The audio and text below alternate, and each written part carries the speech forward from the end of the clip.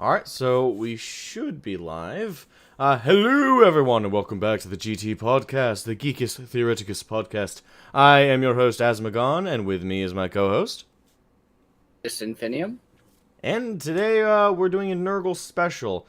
Want to tell them why? This is your this is your idea. You want to tell them why we're doing a Nurgle special today? Well, because for those of you who don't know, who aren't a member of either one of our communities, further back, Asmogan not only caught and recovered from COVID, but also had a surgery. I myself managed to get myself poisoned at work, and needless to say, it was actually for anyone who I work with who is watching this, which I doubt there will be anyone who does. But for anyone I do work with, I'm obviously not going to go into any of the details. But for those of you who did show concern for my health, thank you all very much. I am fine. It was a bad day of stomach cramps, and I just dropped my green screen on my head. So I don't. I gotta repair it anyway. I gotta repair it anyway, so just fuck it. And then Fuck it, we'll do it live. Oh no! I'm not going to repair it live. I'm just at the point of just no. fuck it. You don't know that reference? You don't know that reference? No, I don't. Okay. It was a news reporter on Fox, I believe. I think it might have been. Why is Jack Dorsey the name? No, that's not who I'm thinking of. Well, anyway, there was a guy. There was a newscaster on Fox News. And they were live, and he was screwing up what he was trying to say. So he's like, fuck it, we'll do it live. Fuck it! And he was live. But no, so essentially what ended up happening is I drank a chemical used to clean out deep fat fryers. Not enough, as you can obviously tell, to be fatal. Enough to where I had horrendous stomach pain and stomach cramps for about 36 hours. And yeah, that's... I don't recommend it. I don't. It doesn't seem like a fun time. I thought as a funny little kind of like, damn, our luck this past month as far as getting sick or bad shit happening to us. This seems like a Nurgle month. So I was like, hey, why don't we just make it a Nurgle special? Yep, and I had no problems with it. In terms of news this past couple weeks, there hasn't been really anything I wanted to talk about. I wanted to talk about a couple days ago the Pokemon. I won't throw it all on Pokemon. I did initially, but to be honest, it's not just her. Like everybody on Twitch does it, so that was unfair of me. I have to admit. But the situation over on Twitch where all the huge amount of copyright abuse, straight up watching entire seasons of Yu-Gi-Oh, Master Chef, Hell's Kitchen, just full seasons and episodes of shows, unedited, undoctored, while the streamer in question watching it stops at maybe every 10-15 minutes to go, huh, no way. Presses play. Didn't we learn this lesson? Didn't we learn this lesson here on Obviously YouTube with the not. Viacom suit? Well, and here's where I stand. And it really is like, it really kind of has to be a case-by-case thing. But people like that, no, they don't deserve a platform. No. Because they are stealing content at that point. The thing is, they're called content creators too, right? Which it pisses me off. Listen, I love reaction videos. Let's get that out of the way right now before anyone gets on my ass. You want to know a good reactor who's on Twitch? Asmongold.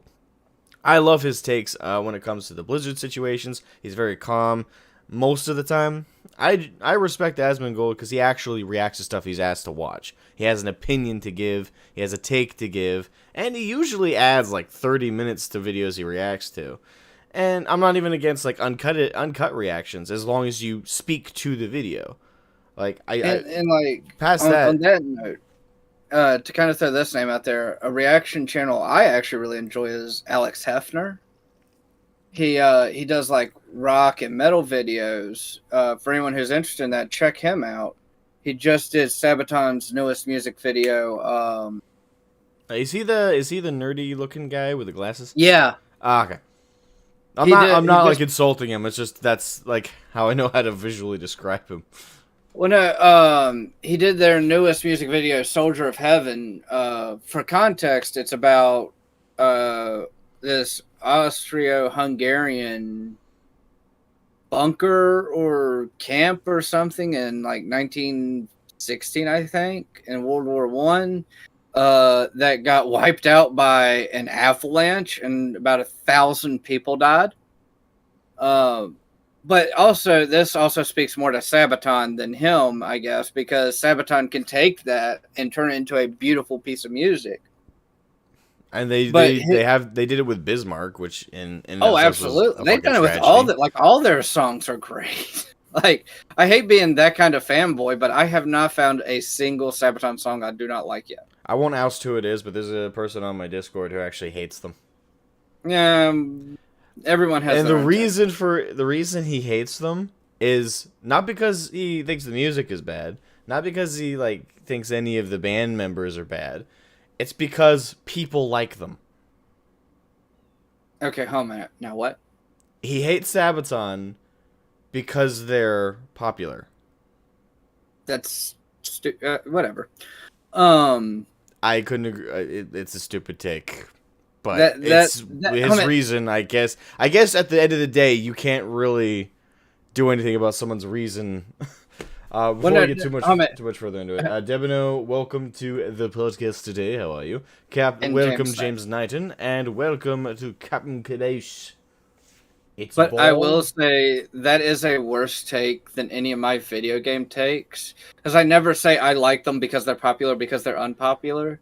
I actually have specific things that give me enjoyment from them, and I even talk about those things.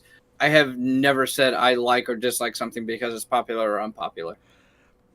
It's not a take. I have bad takes, but at least I have good reason behind my bad takes. Yes. At least there's reasons, good or bad, but at least there is something logical you can confront. How do you confront someone who doesn't like something for the sole reason it's popular?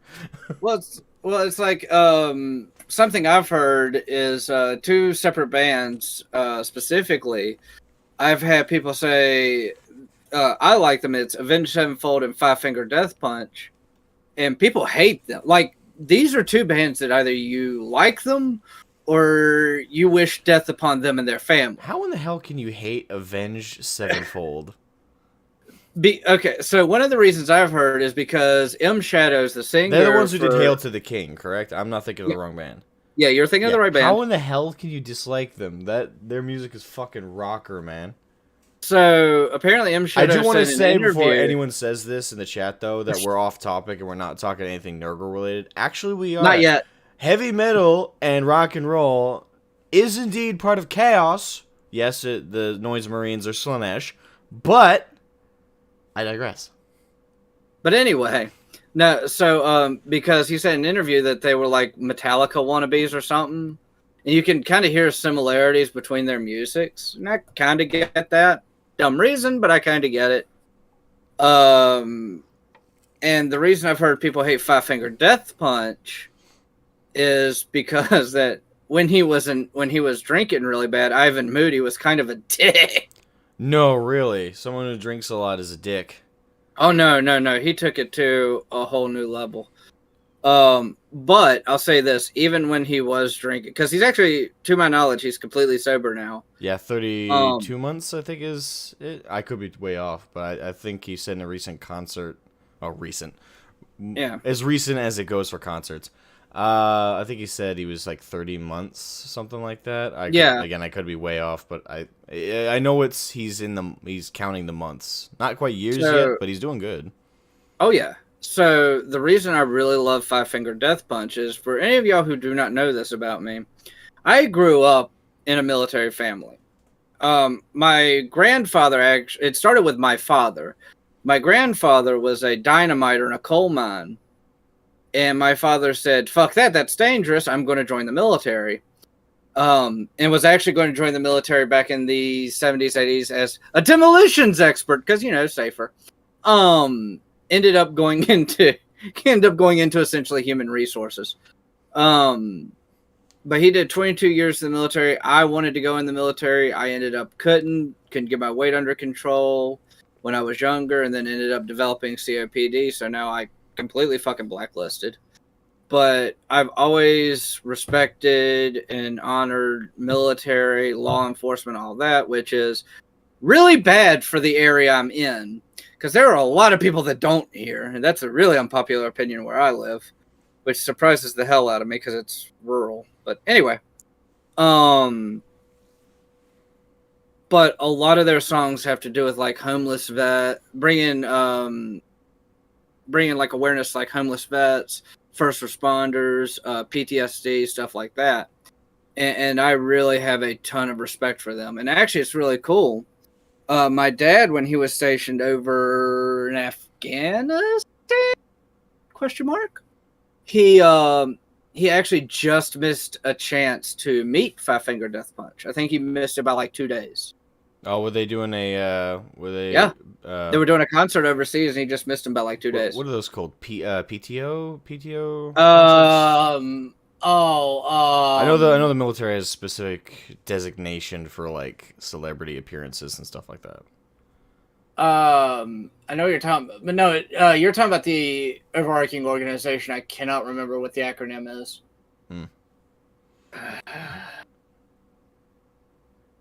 40K is just a metal album cover with stories, so it correlates. You're not wrong. I can't argue with that. I love that. I gotta use that.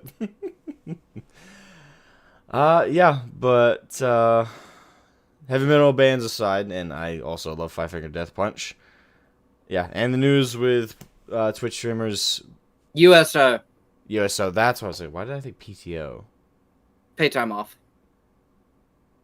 Yeah, but I'm not sure how that relates. What do you want? Anyway, my weird correlations in my head. With that said, with both of those things covered, the main topic today, as we said, is because there's not really any news I thought was worth covering. I know there's been some things here and there rumbling about Warhammer Plus. Apparently, they're updating Hammer and Bolter soon. Not news. That's just garbage. I mean, yeah. Actually, one thing I will say before we do get into the Nurgle stuff, fully. If we get into it. I don't think this one will take too long, but a mutual friend of ours, who's also a content creator, he made a community post that was in my it's not Arch, by the way, but I'll throw that there. He made a community post talking about. Well, he showed a screenshot of the latest video uploaded by GW on the Warhammer channel, advertising the new Hammer and Bolter stuff, and he was basically calling for everybody to mass dislike it. And he's really big right now into like anti-GW stuff, and he's really pushing back. It's against... one of two people. I think I know who it is. I could DM it to you if you want. I'll just DM you, and you can just tell me if I'm right or not. Okay. I'll have to DM you through my phone, because unfortunately I couldn't pop out your video on Discord so you could webcam. Because it wanted to be difficult, yeah. It wanted to be. We had a lot of technical difficulties getting started. This issue's been weird for a while. Like being able to pop out the stream view is not being a thing lately. I don't remember his YouTube name, but I remember his like name. Yeah. Oh no! Now I remember his YouTube name. Like right after I send it and you confirmed it, I was like, oh yeah, that's his name. Like oh. Yeah, and I support him fully for everything he's doing. I mean, most of what he's doing is right. It's going after GW for being dicks. Cunts, yeah. But something about that just kind of like, I was like, aren't you kind of helping them though? Because I explained this when the announcement that YouTube was removing dislikes on YouTube was going to be a thing. And in my rant about that, I pointed out that dislikes are a good thing. Yeah. If you get a mass disliked video, you should get some champagne out, because motherfucker, you're gonna get pushed in the algorithm. Like the dislikes are never a bad thing, unless you care about what people think about you. But past that, dislikes are not a bad thing. Well, actually, so this is something. Do you mind if I do I was going to say a slight plug, but that's a lie. But kind of a plug. Sure. So I'm actually, because they released Metro Exodus. I mean, I plug my shit all the time, so. I just feel it's polite to ask. They released the enhanced edition for Metro Exodus. I have yet to install it on Steam, but eventually I'm gonna do that, and then I have the Mass Effect Legendary Edition, so I'm gonna go through a lot of my old videos and do like a redo of them on my channel. Also, where I've come and learned stuff along the way. And yeah, so I'm gonna be uploading hopefully a lot more. This coming up week, they managed to give me 2 consecutive days off, which one of them is Wednesday. So we should be good next week. Which we should be good next week. The problem is they keep fucking calling me in. Yeah, you need to come in. For those of you, pretty much. For those of you who don't know, the past 4 weeks I've worked 48 hours. 45 hours, 48 hours, 45 hours. Your cat wants attention. The cat does want attention. By the way, for those of you who don't know, I don't know if I mentioned this on a Geekus Theoretica stream. For those of you who remember our Burmese, Miss Kitty, she passed away in November. Rest in peace. About 2 weeks to a month before she passed away, we actually got 2 kittens. The one that you see demanding my attention right now is Nala. The other one running around somewhere is Yada. Yada? Yada from Kingdom Hearts, because Taylor named him. I respect her. I respect her for naming him. I hate Kingdom Hearts. Fuck you. I just never liked Kingdom Hearts. I really didn't. I couldn't get into it I couldn't get into one when I was It's one of those series you have to get into when you're young. If you're not getting into it when you're young, you're probably not going to get into it as an adult. Unless you're a big fan of JRPGs as an adult, then you could probably look past That's not even fucking quirkiness. True. I love JRPGs and I cannot get into that game. That's why I said maybe. Welcome Mark the Can to the podcast. Welcome. And also welcome Sembiako and Madao. I don't know if I actually welcomed you properly. My apologies. Welcome, everybody. Yeah, so Miss Kitty, rest in peace. Yeah, so that's the only with that post. I don't think disliking mass, especially when to see the dislikes, like the purpose of mass disliking that video would be to voice that we're unhappy with GW, right? They know that. But I think it doesn't help that, and unfortunately the purpose of removing the dislikes, which we all know was to protect corporate interests and to keep the layman from knowing on the average video that these corporations were being spat upon and were being given the middle finger, right? We all know that's the reason. No matter what YouTube says about protecting small creators, whatever the fuck they said, don't believe it. They're full of shit. The real reason is to protect corporate advertisements and corporate interests. And unfortunately, them removing the dislikes worked. Not everyone has the Chrome extension. Like I've polled around here and there asking friends like, hey, do you have this extension? Hey, do you care about this extension? People are like, I don't want to bother. There are plenty of people who just let it lie that YouTube has removed the dislikes and don't even bother to check them out. Now I'm not saying that's in all cases. Plenty of people still are getting that Chrome extension. My fear is how long will it be till YouTube blocks it out or bans the extension. But regardless, the main reason to mass dislike a video like that is kind of a moot point now, because most people don't have that Chrome extension. Well, so for me, it's a little bit different. I kind of... Actually, hold on, let me see something, because I'm not doing the stupid StarCraft thing. No. That should fix my audio. No, so with the dislike thing, I understand it to a degree. But realistically, I think it's one of those things that's more harm than help. Because, okay, for your bigger channels that, people would mass dislike because, hey, we really fucking hate this and you're a moron for even thinking this. It's kind of like, why take that away? Because that's feedback. That's feedback on a large scale. For instance, like like when GW announced Warhammer Plus and everyone disliked the hell out of it, that was kind of a sign to GW saying, hey, you might not want to do that. Now, on the flip side of this, for a small content creator, if one of their videos gets relatively a lot of dislikes compared to their likes, hey, maybe there's something I need to change, especially if people don't leave comments, which, in my experience, most people can't be fucking bothered. True. So, and it's most people don't like or dislike. If you look at the average mass view count on a video, the number of likes and dislikes, although now you can't check the dislikes, so a lot of people just assume the difference in view count is the dislikes, which is a pain, which is a stupid and is a problem. But most people can't even be bothered to do that. Most people are going video to video to video to video to video to video to video, and can't be bothered to leave a like, can't be bothered to subscribe, can't be bothered to do any of that stuff.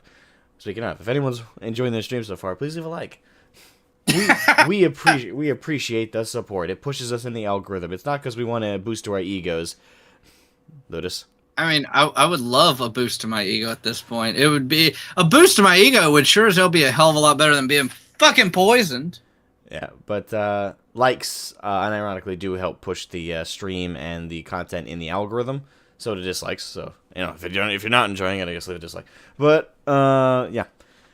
But also, if you do dislike something that either we talk about or you dislike something that we do as far as our format, let us know, because we can make changes. We aren't robots that have to do this the exact same way every time.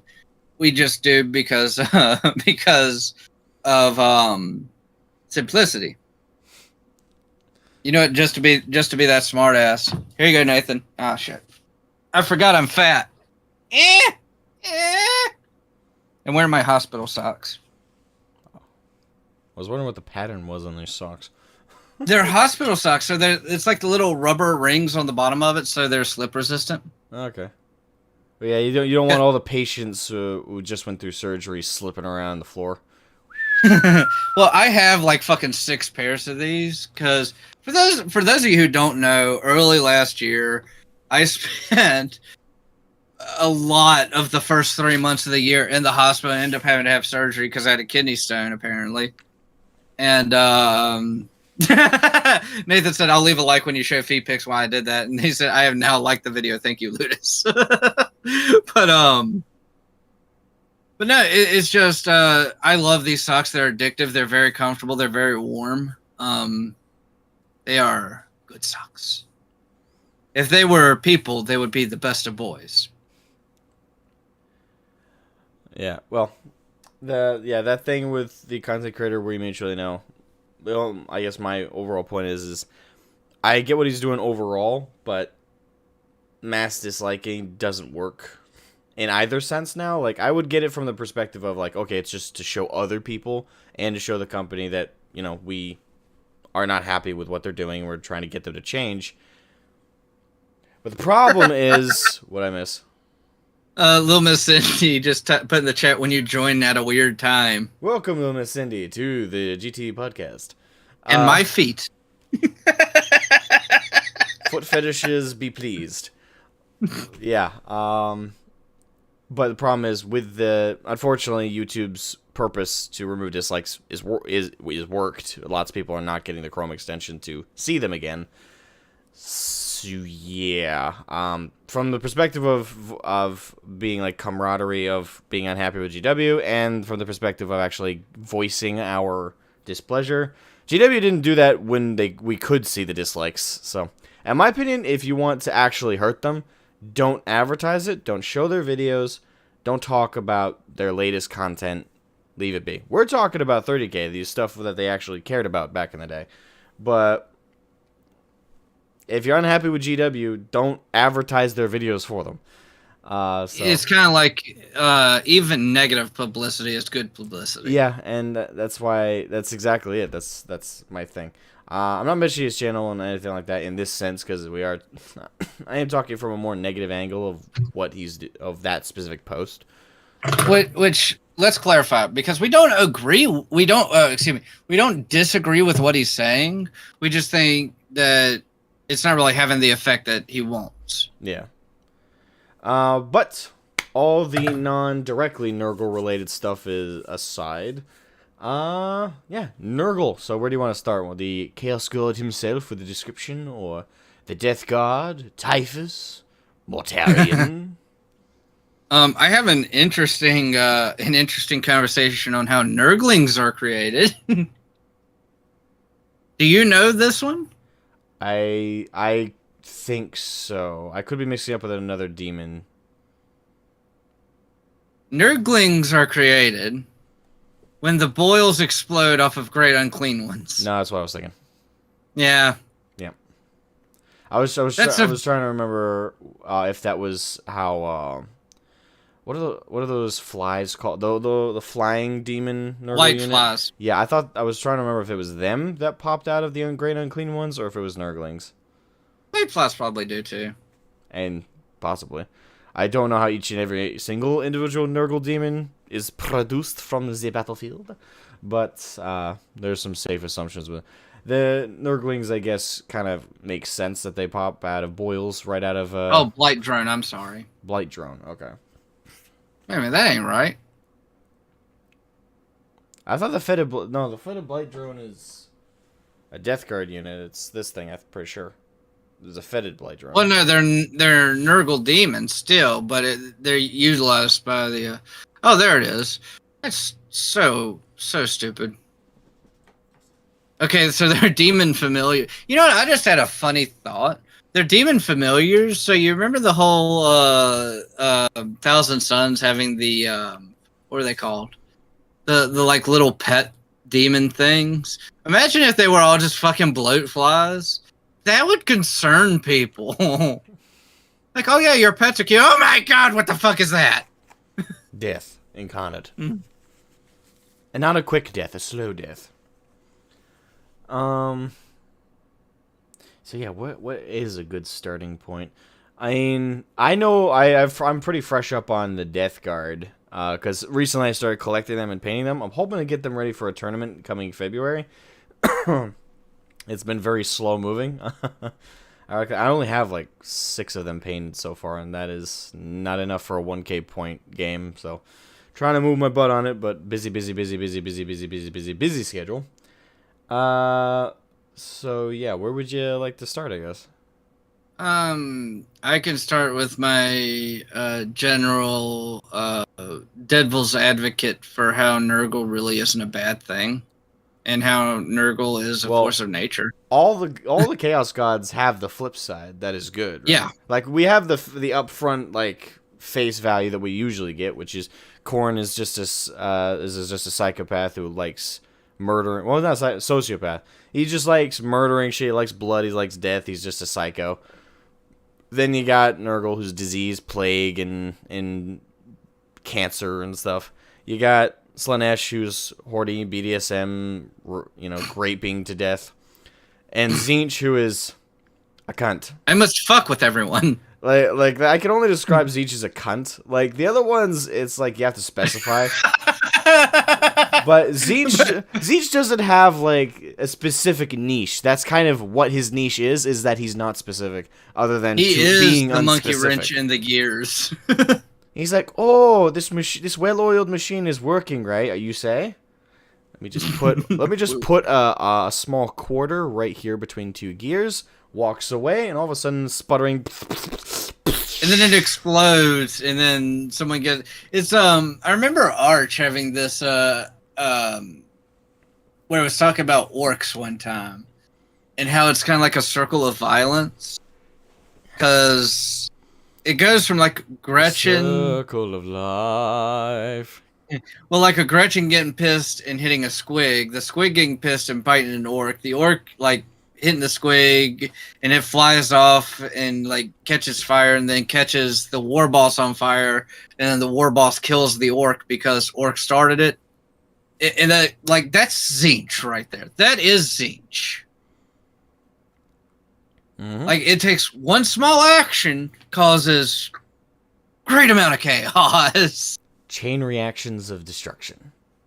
But so to kind of counterplay what Asmogan said, Nurgle is the chaos god of plague, death, and destruction, but he is also Life and kind of death. like life and death. Yes, he is, as they would call in The Lion King, the circle of life. Yeah. Um, Welcome Dragonis Warford and Lee Broyles, and I think I welcome Arctic. Yeah. so Welcome, guys. okay. So I actually know this answer, and I want to answer this because I'm going to feel smart after this answer. Lee Broyle says, so in terms of the Chaos Gods from the Void, where does Nurgle fall in terms of power? So here's the thing. I'd say he's the second most powerful. But the thing is, we don't know. Any answers we give are entirely based on our opinion and speculation. There's no way to really tell. Even narratively, it fluctuates, and even in the lore, their power fluctuates based on what's most prevalent in the materium. Because that's the thing, the immaterium, which is what the chaos gods encompass with their realms and with their chaos entities, they're a reflection of the materium. So whatever happens in the materium most is going to reflect on their power. So if there's more death, murder, and bloody chaos of everyone being murdered quickly but viscerally, it's probably going to go to... Khorne's going to be the biggest, toughest one. And he usually is one of the most powerful on any given measure. But lots of people die and are born, and that powers Nurgle. Just living in death. What? I knew the answer to this. All right, go ahead. I won't. I'm sorry I stole your thunder. You did. You kicked me in the balls for this one.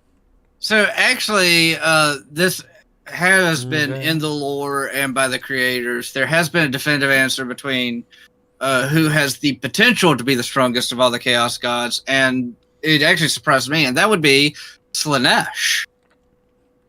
God of Excess. And technically, all three of the other Chaos Gods fall under Slaanesh's domain.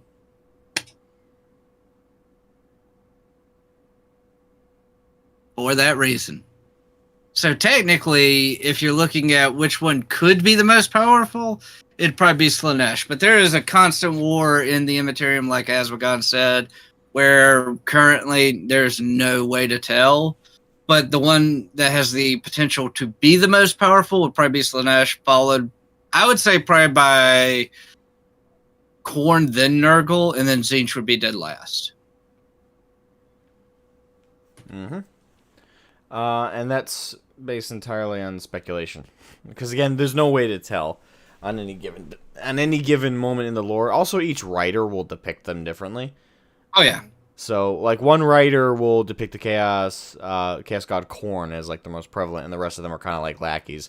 Another will showcase them as all is equal, like they're all on equal footing, and they're all kind of like a balancing act, like a checks and balances system. It's the checks and balances. Downside with the lore being scary fucking thought. And you can say, in a sense, that's not bad writing, because that does keep up with the theme that they are chaotic, and in a way they're supposed to be unpredictable, and in a sense also ununderstandable. It's just sometimes the writing can feel like it's not. Sometimes in the writing it doesn't feel necessarily like the writer's thinking about it from that sense. It's more like there's just a chaos god they like more than the others, so they make them look stronger. Regardless, I would say Nurgle they're all really powerful, because all of them again are they're sentient manifestations of concepts in the materium, like life and death and disease and plague and pestilence with Nurgle, hatred, warrior spirit, code of honor for but also death, murder, kill for Khorne. You have pleasure, happiness, sadness, the whole swivel of emotions for Slaanesh, but you also have the excess of it all, which is, well, Slaanesh's bad side is the excess of anything. The too much alcohol, too much sex, too much treasure, too much clothes, anything in excess powers Slaanesh. But again, Slaanesh's good side is they are the epitome of all emotional swivel, like happiness, sadness, pleasure. Yeah. Every sensation that you have that is good is manifested through Slaanesh. And then Tzeentch, his good side is just as confusing as his bad side.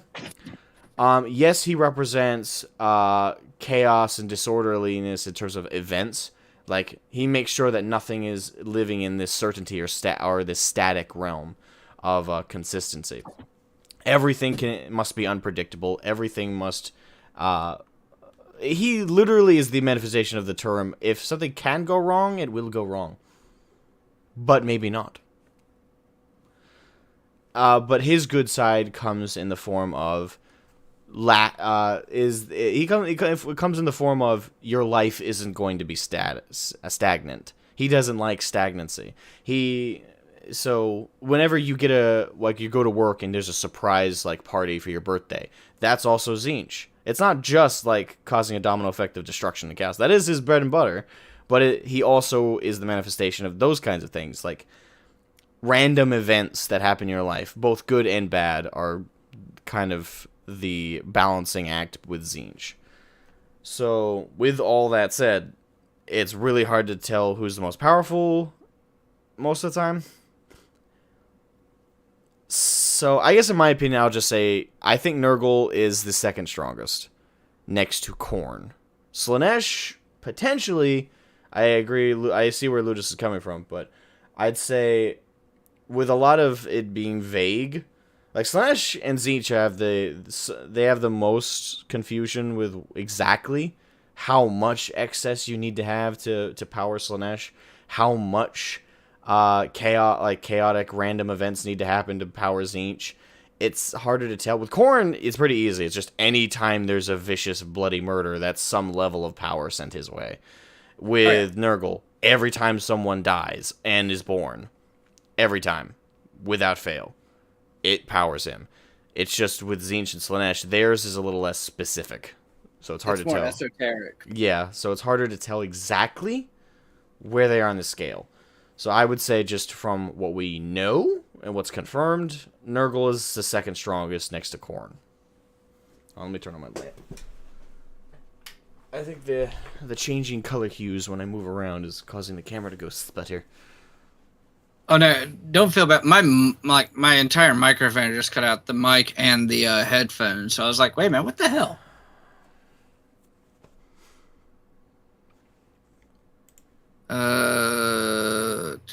Let me pull chat back up because Lee just asked a question. What is a good reference I could go to other than a wiki that I can brush up and learn more? The Horus Heresy series. Yeah, and that starts off with a trilogy of books, Horus Rising. I have these on my desktop, actually. I don't know why I'm trying to think. But actually, no. Lucas, let me illustrate this. Okay? Let me illustrate this. All right. So, in the Horus Heresy series, let me grab the first book in the series. Follow me here.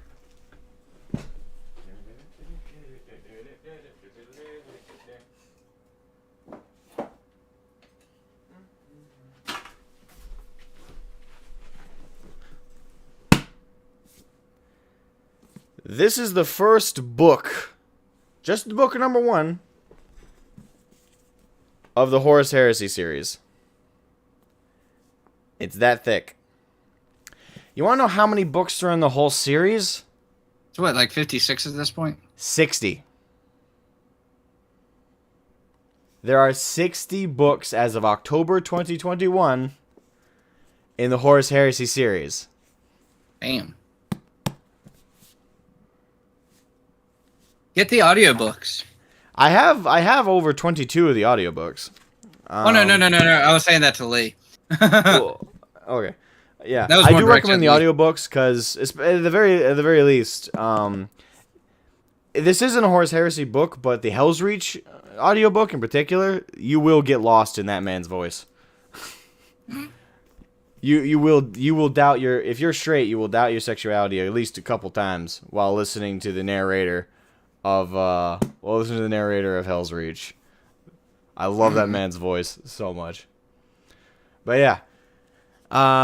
these are the books. To be fair, the Horus Rising is probably going to be the thickest book.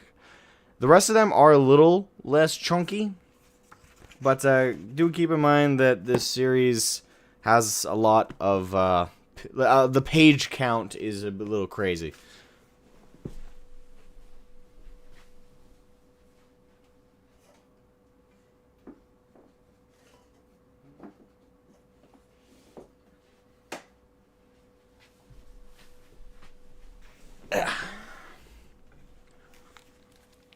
Alright, I think I illustrated my paint.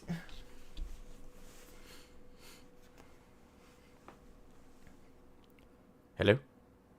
Yeah, I'm here. Okay. What happened? Nothing. Oh.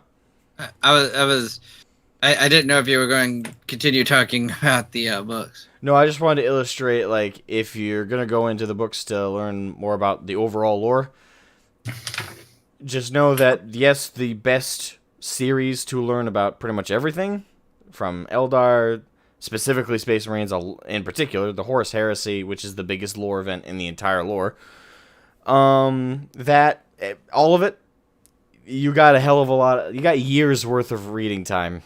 And that's Give me 1 second. I need to go put a cat in horny jail.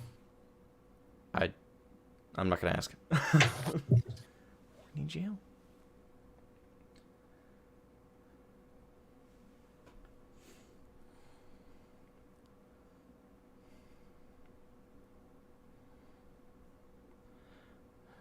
Yeah, I agree with that, Dragonis.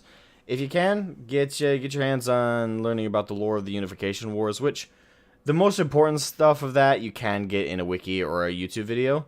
I can't really think. Yeah, you got the Last Church story, which is probably a good, like, I would say out of the Unification Wars arc, that's probably like the one individual story I would sit down and read the full thing with. The rest of it can be simplified for the most part, and usually is anyway in official material. So the Unification Wars, other than the Last Church, for like a real personification of the end of the Unification Wars and the beginning of, well, the end of the Unification Wars on Earth and the beginning of the Great Crusade of the Imperium, the Last Church is a must-read. That adds a lot of characterization to the Emperor that we don't really get in any other novel. Or at least we don't get as well. Yeah, and so, I like I said, I think the best starting point is the beginning of the Horus Heresy series, because that really introduces how chaos corruption works, really. Because for some people, it's just kind of like, with the Death Guard, they really got screwed over by Nurgle and Typhon. Typhus. And it's Typhon. Typhus. Before he became Typhus, it was Typhon. It was Kalis Typhon. Oh, yeah, you're right. Yeah. But no, Why does that sound right? Huh? Do what? Hold on, let me double check something. I thought he was always called Typhus. No. When he was the first captain of the Death Guard before it became a walking cloud of pestilence, it was Kalis Typhon. Yeah, you're right. And then he became known as Typhus. Yeah, well, regardless. But I forgot where I was going with it. Oh, okay. So you get to see in the first 6 books I got off of Humble Bundle.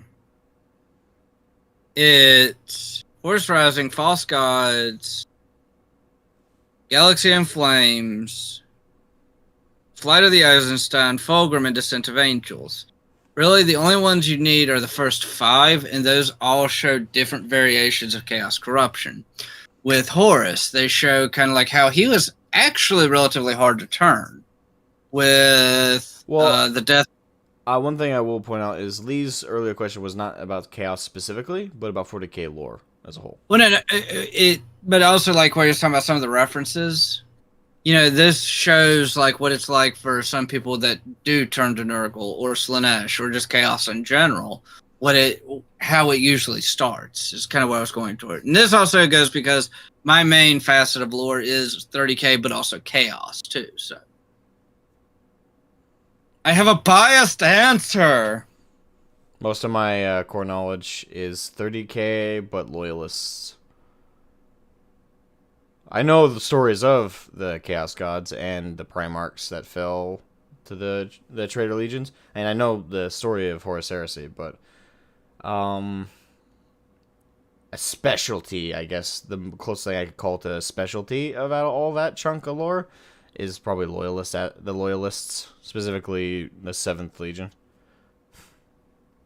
My personal favorite, I would have to say, would probably be the 5th of all the Loyalists. 5th Legion. White Scars. Right.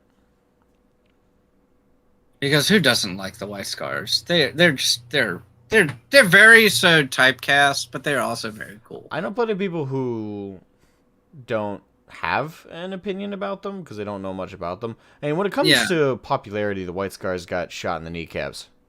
Oh yeah, with the Desert Eagle. Unfortunately, the White Scars don't have that much lore on them, but what lore is there's actually really good. One of my favorite parts is where the loyal and traitor factions of the White Scars are having essentially a civil war in space.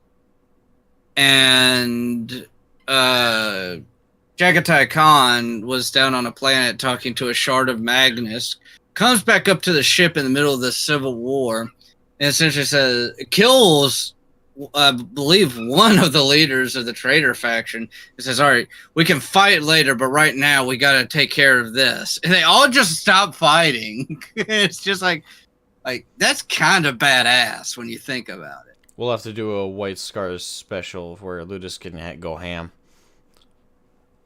No, that's about all. That's as much of the lore as you can really get into.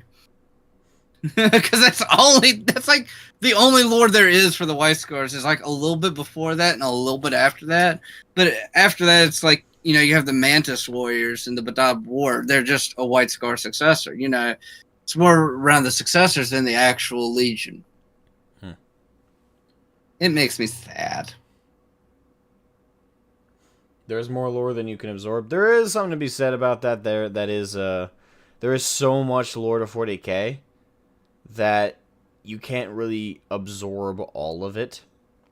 I don't even, especially in a way, I guess I can't blame the writers for being inconsistent in certain regards, because even if they are instructed by like GW and people to like catch up on everything, how do you retain all that information and keep it consistent? Especially between different people.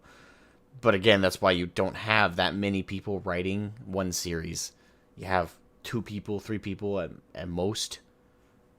Not the best book. The best 40k book series is the Inquisitor book series on Inquisitor Jock Draco. All it is pornography in book form. Oh, how nice. For those of you who don't know, to do another plug of a different channel, Brava Alpha Boosta, who does the who did the If the Emperor Had Text to Speech Device, did podcast had 4 podcasts, and the last one was on the first book in the Inquisitor War series called Draco or Inquisitor. It was written by Ian Watson, and it is nothing short of like a 40k version of 50 Shades of Grey. Yeah. So to the point where an Inquisitor wants to have sex with a Calidus assassin who is shape changed as a gene stealer. Think about that for a minute. Up to the gene stealer part, I was like, okay, this guy is a Chad that I agree with. Then you got to that, and I'm like, he's a scaly. Yeah. And even better, the Calidus assassin can only shape change into a gene stealer because of some stupid book bullshit. And and two, oh man, I'm going to try and say this with a straight face. I make no promises. To full servants of Slaanesh, when she transforms into a gene stealer, she actually has an orifice specifically designed for something Slaaneshi cultists would use. And this makes it worse for the Inquisitor, which I think is funny as hell, because that's a thing that was written at one point. Your face looks so sad and confused. Confused. I'll cope with that. Confused. But it's 40K. It's supposed to confuse me at this point. Hold on. No. I found the perfect image to go along with that idea that you said that's basically porn in book form. Hold on. Yeah. Let's switch views here. Let's switch views. Okay, let me move that. And also, for like the third time, I've moved my desk. For those of you who are playing, how many times will Ludus change his desk? Bingo.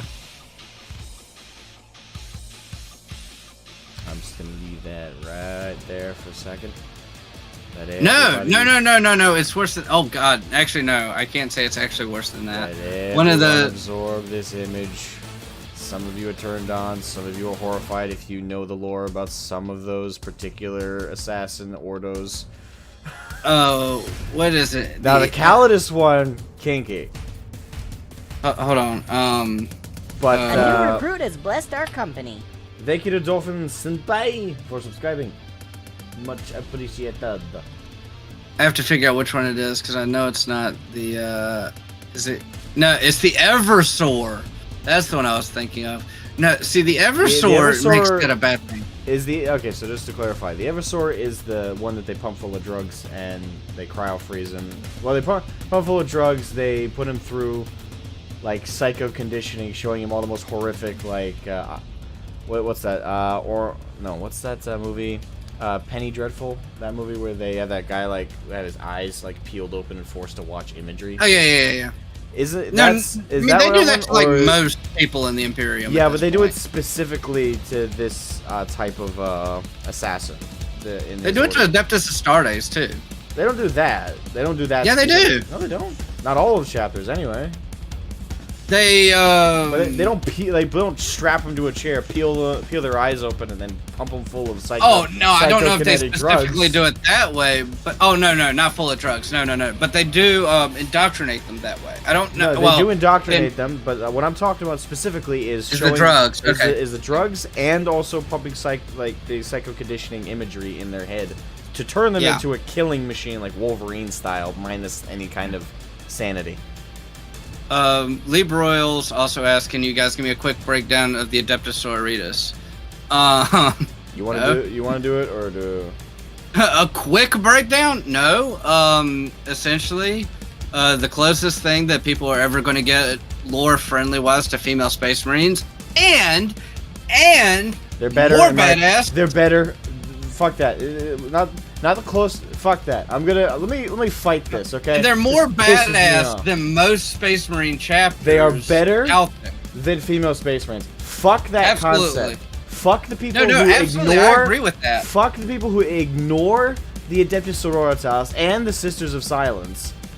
and are like, we want female Space Marines. Fuck you. You have one of the coolest factions if you want to play an all-female faction. You got one of the coolest to work with, the Adeptus You got two of the coolest. And you flip them off and demand just some bland, uninteresting female Space Marines. Fuck you.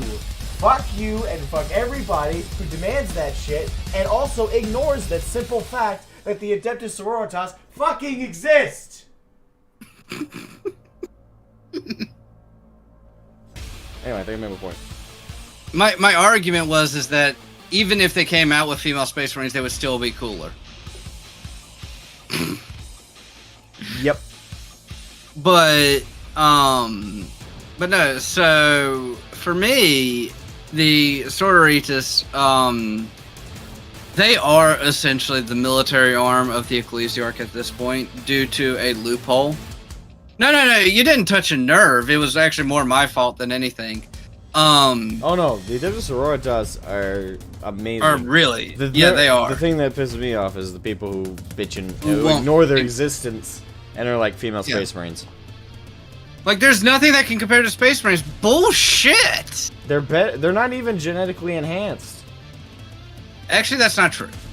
They're not genetically enhanced to the point of a Space Marine. They don't have any. Right. They are genetically enhanced, just not to the level of a Space Marine. To be fair, IG is genetically enhanced. Let me make it perfectly clear. The genetic enhancement that the Sororitas get is the same that the fucking Cadians get. It's the same. I don't think that's true. I think they get more. No, I they think don't. They get more than, no, they don't. They don't. No. I thought they got more than Imperial Guard. No. But less than Astartes. Okay. No, they have no genetic alterations to their genome. They have no organ switch outs. They're not given an extra lung, an extra heart, enhanced bone structure. They are literally just human women with the most genetic upgrades they get is the same level as pretty much all other human soldiers get, like stim packs and stuff like that. Basic ups like that. Past that, they are pure human. The reason they're able to fight sword to sword, shoulder to shoulder, bolter to bolter with Space Marines is sheer will. Sheer zealotous will. That's not wrong. And that's why they're so fucking cool. Is that they're not enhanced. And yet they can make a Space Marine do a double take. And it's not all written with the modern, like, Mary Sue kind of writing. They are given a lot of characterization. They're given plenty of time to explain how they handle these situations. The zealotous nature of their what is their group split up into? It's not chapters. It's orders. Orders, yeah. Each of their orders, they're able to keep up solely because of their training. They train just as much, if not more, than the average Space Marine. They also go through conditioning, specifically for certain battlefields. The way they fight is to make up for some of their shortcomings just as humans, not necessarily as like women. But as humans, there is a limit to what they can achieve, so they make up for it with tactics, with strategy, with technology. They do their best to keep I'm a up. verbal person. Check your DMs.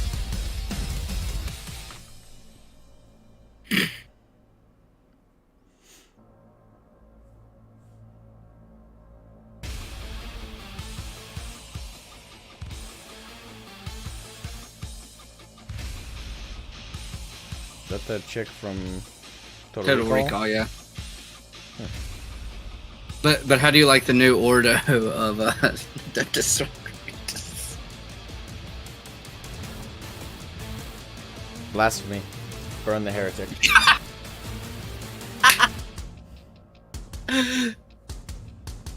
Jokes that I can't tell on screen, but are just too good that I have to do them right then.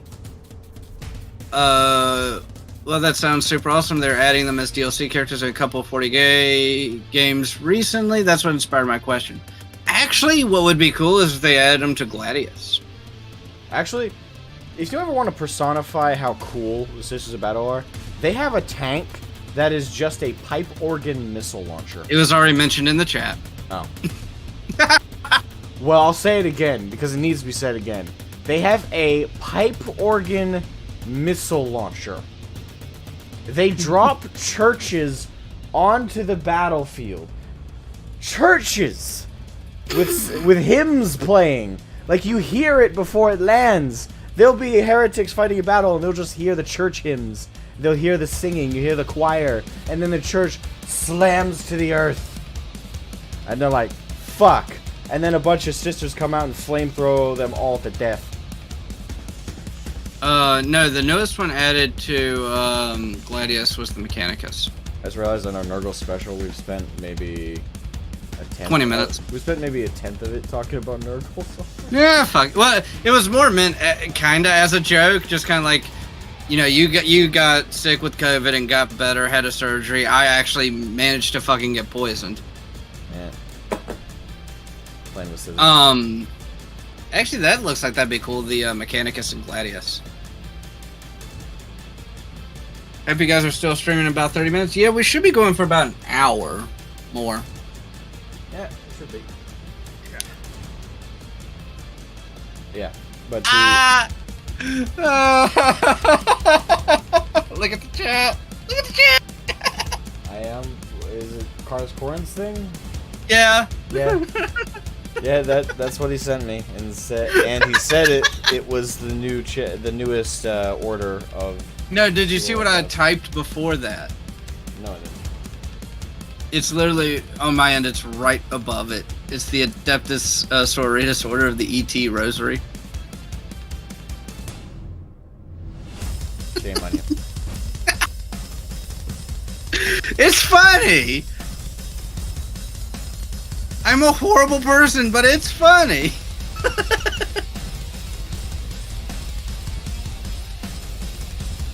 You have no qualms to worry me. Or the Not President really. engine, a walker with a sister who majorly screwed up, strapped on it, charging into into the battlefield with heavy flamers. Yep. They're just so fucking metal. And as much as the meme is that they are nuns in space, They kind of are. they are, but they aren't at the same time. Like they are and they aren't. The meme is there for a reason, but if you only ever describe them with the meme, you're doing them such a disservice. Carneth Corn was not very far off. Yeah. Fuck you both. That's not very far. That's not very far away from being as Slaneshi as what we said.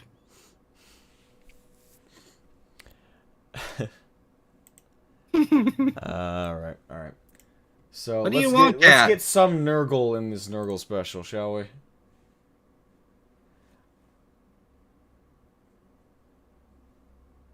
I have a cat. The cat appreciates you holding it. It wants more. The love. sisters are my favorite faction since Dawn of War Soulstorm. In Soulstorm, actually, I wasn't really that big of a fan of the sisters. I thought they were cool, but they weren't like. I mean, I thought they were cool, but they were harder for me to play. I think my favorite part of Soulstorm, well, was really just the general updates to just the format of Dawn of War. Yeah. For me, I guess the sisters were cool and they were a cool addition. It's just like when I think of like what I liked most about Soulstorm in comparison to any like previous DLC. Would you still call them DLCs back then, by the way? 'Cause you need a disc to update that shit.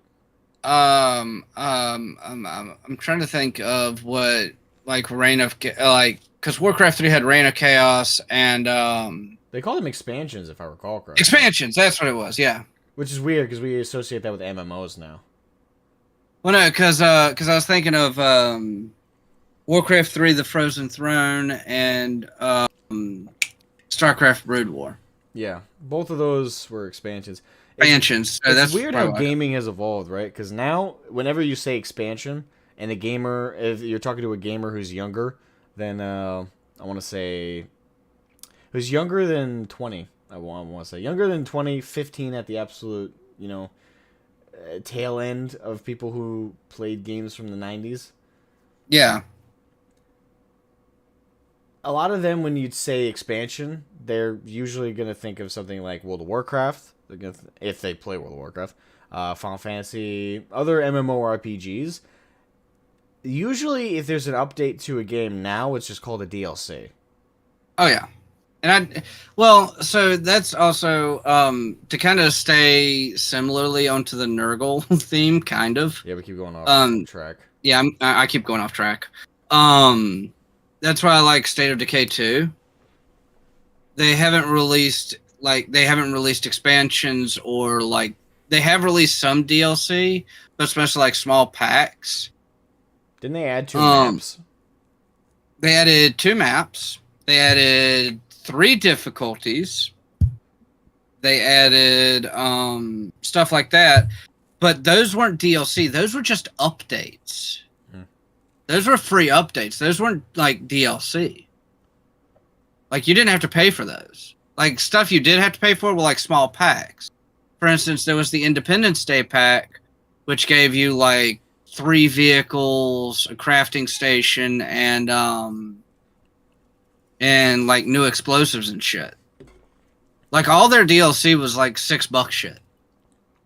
But now you get the Juggernaut edition, which gives you all of that, and you know, it's just kind of like, oh, cool, for free. Well, technically for free. All right. I'm being harassed by a cat. Well, the cat wants to harass you. She loves you. Yeah. She wants attention. So yeah. I guess we could just talk about the Death Guard. I get. Okay, for anybody who doesn't know about the Death Guard, what's a quick recap? The Death Guard are the 14th Legion of the Adeptus Astartes from the Great Crusade and prior to the Horus Heresy and during the Horus Heresy. Now they are in the current lore of 40k. They are a traitor legion that worships the chaos god Nurgle. Fun fact. You know what the unique thing? Oh, sorry. Go ahead. Yeah. Fun fact. The unique aspect about the Death Guard is they're probably we had a discussion about this. The only chaos marine faction that didn't choose to worship the god that they do. Oh no, that isn't what I was going to say. They quote unquote chose, but the choice was continue to slowly, monotonously rot away with Nurgle's plague, or submit to his will and worship him, and all pain goes away forever. No more pain. No, actually, that isn't what I was going to say. What were you saying? Of all. Away! You just throw your cat. Stay over there. I made a cat fly. Now I can't hear shit. Is your, do you have alt There we go. name There we go. Alinity? No, but I just, I'm pretty sure that cat had Red Bull because I just gave it fucking wings. Stay the fuck over there. No, oh, it paused when you had that look on your face of horror. No, fuck, what was I saying now? Oh, no, they're probably the only traitor legion that has stuck together the most at this point. Because all the other traitor legions at some point have fractured really bad. Well, to be fair, they were all corrupted at the same time. Well, okay, so like the Emperor's Children fractured real bad. The World Eaters fractured horribly. Thousand Sons, yeah, they didn't fracture as bad, but they still fractured. Night Lords don't give a shit about each other. The Thousand Sons fractured. Why did they fracture? They should have stayed together as far as my memory goes. Rubric of Ahriman. Oh, yeah, that. Right. Yeah. Okay, I guess you're right. Yeah, that would make them the only ones that really didn't fracture. Yeah. Word Bearers fractured like a mother. Theme-wise, that kind of fits, though. I mean, Nurgle, disease, certainty of fate. Well, no, not just that, but also it fits with kind of like Nurgle's personality, because out of all the Chaos Gods, Nurgle is the only one that's not a complete and total cunt. Nurgle is stagnant. Like, that's the idea. Like, if you could see fracturing as kind of part of a Tzeentch thing, because it's a changing of fate. It's an unpredictable change in their fate and in their existence. It's a change of circumstance. So that kind of goes with it. And Nurgle is in many ways the opposite of Tzeentch, with stagnancy, with things remaining the same. So the Death Guard, for the most part, staying together after their corruption makes sense from that sense of Nurgle's static nature. Well, for me, it also goes back to look at the Chaos Gods' quote-unquote personalities. Khorne doesn't care from whence the blood flows. So yeah, the World Eaters are going to split apart eventually.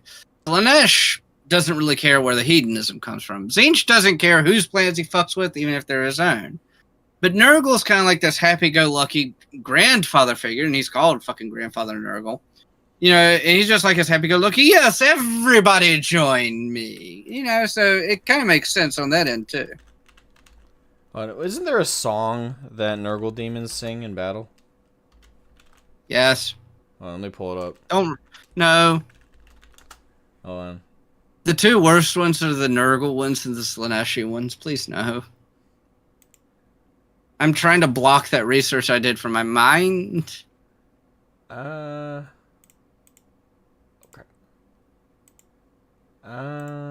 You might be in luck. I might not be able to find it easily. Oh, thank God. Easily. Actually, here was something we talked about, and we actually brought this up last night, too. Let me pull the chat back up so I can... Karneth Korn said, well, the World Eaters also didn't choose. They are just bloodthirsty assholes. Well, that's... So, I would say three that probably had the... Bubo's phlegm, blood, and guts, boils, bogies, rotten pus, blisters, fevers, weeping sores, from your wounds the fester pours. I cut off my mic. I was hoping it would cut off my headphones. And you can't deny though that regardless of the song itself, the imagery of that, like the almost it's absolutely adorable. Yeah, the jubilant nature of just all these chaos demons, just more or less they're slaughtering, spreading disease, causing horrible things to happen, and all the while they're just singing a jolly tune. I would remind people that I did a deep lore video on all four of the chaos gods, and the two that scarred me the most. The second worst one was Nurgle. The absolute worst one was fucking Slaanesh. Shocker. There is a creature called a Fiend of Slaanesh. It will give you fucking nightmares if you do lore about it. I will say, out of all the realms, if you like die and you have your soul get sent to, you want to go to Khorne's, in my opinion. Because Nurgle and Slaanesh, they're pretty obvious what sucks about them. And what sucks about... I would rather go to Nurgle's, honestly. Well, I guess it's specified. I'll at least be happy. Would you go to Nurgle's and be cursed with the plague of Nurgle in the afterlife, but without the blessing of Nurgle, so you'll feel all the pain of it? Oh no! See, here's the thing: once you give yourself over to Nurgle, you feel no pain at all. Yeah, but you still go to those realms even if you don't turn yourself over. If the way you died. Oh no, I would absolutely turn myself over. I mean, I guess if you had that but if you didn't have the option of like being blessed by the gods to not go through like the misery of their realm, I'd say you'd want to go to Khorne's. Because yeah, you die every single day and are forced to fight in a gladiatorial sense. That or Tzeentch, because you don't know how you're going to die in Tzeentch. It's like spy versus spy. For anyone old enough to fucking remember that.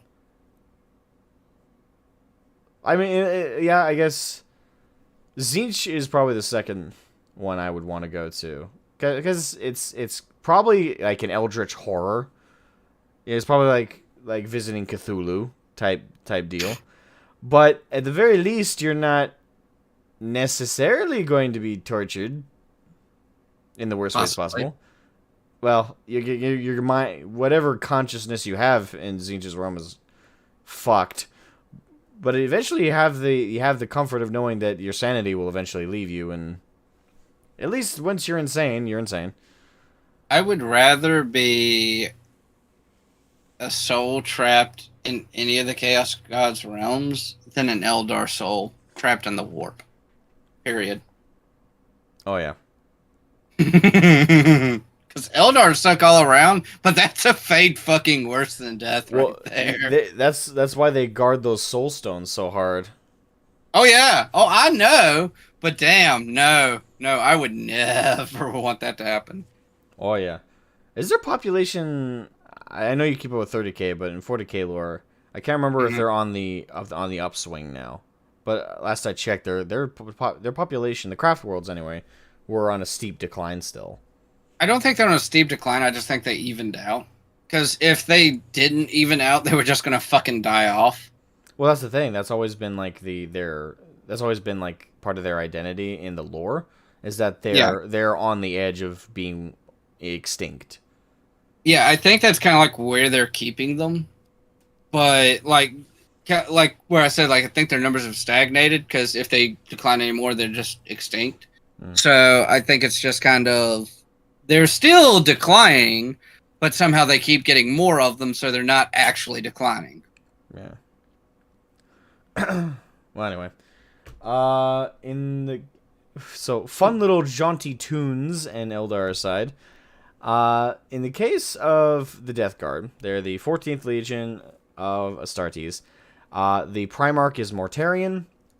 He was founded on the world of Barbarous, and before he founded the Legion, I believe they were something to do with hounds or dogs. No, you're thinking of the Warhounds, which were No, the 12th Legion. I'm pretty sure that's what They were the Dusk Raiders. Dusk Raiders. Why did I think they were... I could have sworn. No, that must be World Eaters. No, you say that. World Eaters were Warhounds. Yeah, I must be thinking of World Eaters. Well, Dusk Raiders. Which is still kind of fitting, because that still fits their aesthetic, doesn't it? Well, no, because that was their speciality. They would attack right at dusk. Yeah, but I mean, like, the visual that conjures up, Dusk Raiders, still goes in line with kind of what the Death Guard would come to look like. Like, for me, I have the same visual with the name either way. Maybe it's just because, like, I did a lot more into... Because, especially after reading Fly the Eisenstein, I want to know more about the Death Guard. And especially, like, pre-corruption, so maybe that's why I don't really see it. But because I do see them as two separate entities, and that might be why. They are, lore-wise, but I mean, like, just think about the name and the visual of the Death Guard. Kinda, sorta. And I see it just with the name, but yeah, lore-wise, no, they are very different in terms of identity. I mean, that's the case with all the Traitor Legions, though, before the reunion with their Primarchs. In most cases, I mean, the identity, like even Horus's own Legion, even they, when they were the Luna Wolves, were very, very different from how they were when they met him. The thing is, we don't have hardly any lore about that because he was the first one found.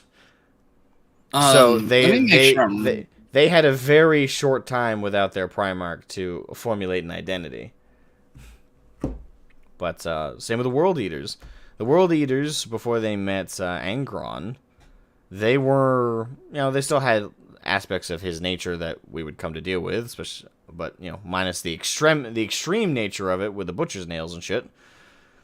But they were still aggressive and, well, they were definitely warriors. Here's one for you. Who were the Imperial Heralds or Iconoclasts? Imperial Heralds or what? Iconoclasts. Iconoclasts. And this is the name of a legion before it was unified with its Primarch. I'll even give you... Huh? Say it one more time. Imperial Heralds, or their nickname was Iconoclasts. Word bearers? Yep. I knew that sounded familiar. I just needed to hear it again. Yeah, word bearers. How about Dragon Warriors? I didn't know this was their original name. Warriors? Yeah, I didn't know this was their original name. Makes sense, actually. Salamanders? Yeah. Yeah.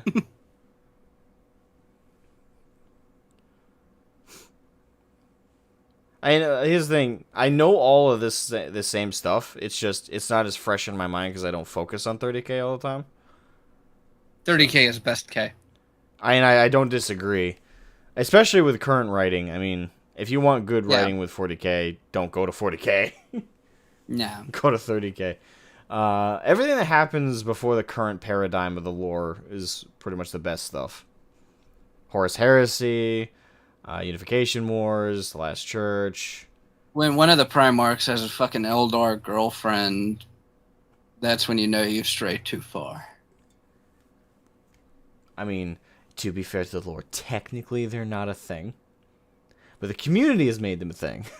Technically, they're not a thing. Technically, my ass isn't fat either.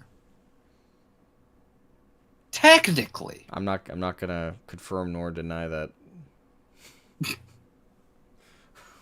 See, I wasn't going to go that direction, but you opened that door. You open that. Fuck you. Anyway. Said the Slaneshi worshiper.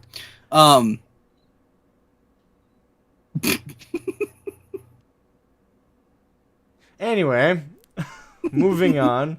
So, yeah, the Death Guard with the 14th Legion, once they reunited with their Primarch, they were rechristened to the Death Guard, as they would come to be known, before apparently Dusk Raiders, which, I don't know, sounded weird to me.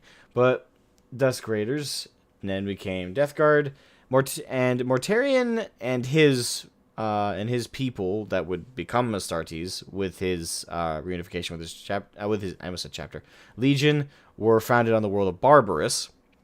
Yep. Quick recap about that world, and almost fittingly a very strong preview to his fate. And before the whole Urda thing, you could have said it was a part of the 4D chess with Nurgle and the Chaos Gods. Is that when they yeeted Mortarion to that world, it was with that theme in mind that he would one day be the perfect agent of Nurgle. So they sent him to a world called Barbarous, which I think was classified as a death world. Let me look actually, because I'm not sure. I can't remember if it was a death world or if it was. For context, there are, for non-40k hardcore fans who don't know the designation, a death world is a world that has been labeled uninhabitable or is so hostile to human life it might as well be. It has actually two designations. Oh, what? It is both a death world and a feral world. Isn't Catachan also both of those? Because I know Catachan is also... I know Catachan and Krieg are both death worlds. Catachan is almost definitely a feral world. And Catachan is a great example of... Because I know... No, it's a death world. It's just death world, not feral? It's just a death world. No, either way, makes sense. By the way, Barbarous was blown up, for those interested. Yeah. Most of the Trader Primarch's home worlds were blown up. In some cases, for good reason. I mean, Barbarous was a shitty world to live on. Just saying. Krieg is a shitty world to live on. It's not blown up yet. But it's not Space Marine. That's scarred. Yeah. So anyway, Barbarous was labeled a death world, not because it couldn't be lived on. Same with Catachan. Death worlds, again, aren't worlds that are dead. I know that's the image that's conjured up with that term. It's like, oh, death world. Oh, that means it's barren. It has no light. It can't sustain life. It's like a desert. No, not necessarily, because Catachan is a fucking Amazon forest. Not the shipping company. Like the whole planet is a giant forest. The reason it's called a death world is everything from the fauna, from the plant life, to the animals is immensely lethal to any form of life. In particular, humans. They have to, just to become an adult on Catachan, is the equivalent of putting someone through, just like, imagine like the most horrendously unfair, ridiculous, like, obstacle course. And just imagine putting a lot of, like, savage animals along the obstacle course. Like, again, you have giant, like, you know, like those plants that have a mouth that snap close on Venus flytrap. Yeah. Imagine giant ones of those with razor-sharp, shark-like teeth that eat animals. And imagine being a 5-year-old trying not to die with those things growing randomly around you. So that's why that's called the Death World. Not because it can't inhabit life. It can. It's just because it's so lethal and hostile to humans specifically that it might as well be a barren wasteland for how livable it is. I think. And in the case of Barbarous, it was because it was a disease world, more or less. Caliban was also a death world for those playing Primarch Homeworlds bingo at home. Bingo. Yeah. So Barbarous was a death world because it was, and I can't remember if the Xenos species that would dominated that planet were the ones responsible for this, but the world had like a fog of disease, like a little cloud of a miasma of disease on it. And the common belief is that, yes, the ruling class were responsible for that on Barbarous. Yeah, I couldn't recall if that was confirmed or if that was just the belief. It wasn't so much confirmed. It's kind of like when they're around, it kind of happens. When they're not around, it's weaker. So... safe to assume. Yeah. Yeah. So the ruling class, I believe they were Xenos. I can't remember if they were humans or not, but I believe they were Xenos. And what happened in Mortarian's case in his story is when he was Yeetis Removis from the Emperor's pods on Terra, he was sent to Barbarous, which, again, if we were going for the old canon, which is the Chaos Gods did that, it felt like a 4D chess move by Nurgle to pre-cook him for when he would come to corrupt him for chaos. It fit, like, the world was a materium manifestation of what Nurgle kind of was about. So for me, I always saw that as the Chaos Gods. Same with like Khorne and Angron. Angron got sent to a gladiator world. I don't think that one was so much more planned, though. Well, I think they all were. That's kind of how I see it, and that's always what made sense to me. It was part of the 4D chess the Chaos Gods were playing when they yeeted the Primarchs through the warp. That's how I always viewed it. Say, like, that's why Mortarion ended up on a death world of plague and pestilence. That's why Angron ended up on a gladiatorial arena world where he had to fight and kill for others' amusement. That's why Magnus. Well, a good counterexample of this would be Fulgrim.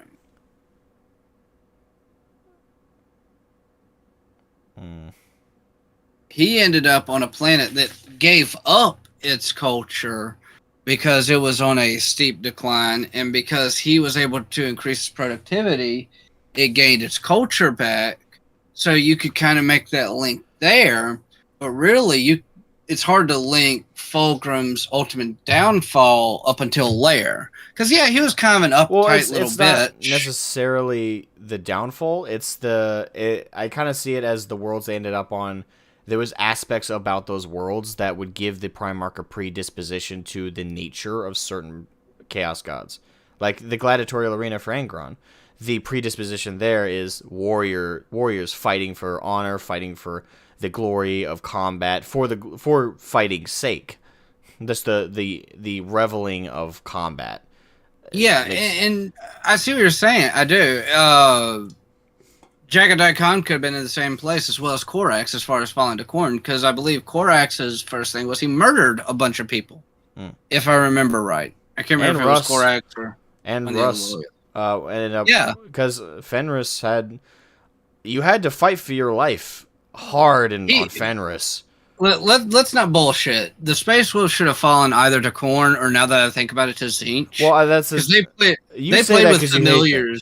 You say that, and I agree with you, but that's the thing. I think that, for me, again, based on the old canon, where the Chaos Gods were the ones responsible, not the Urda canon, because fuck that. Yeah. But that's what made sense to me. The Chaos Gods didn't just randomly yeet them through the warp.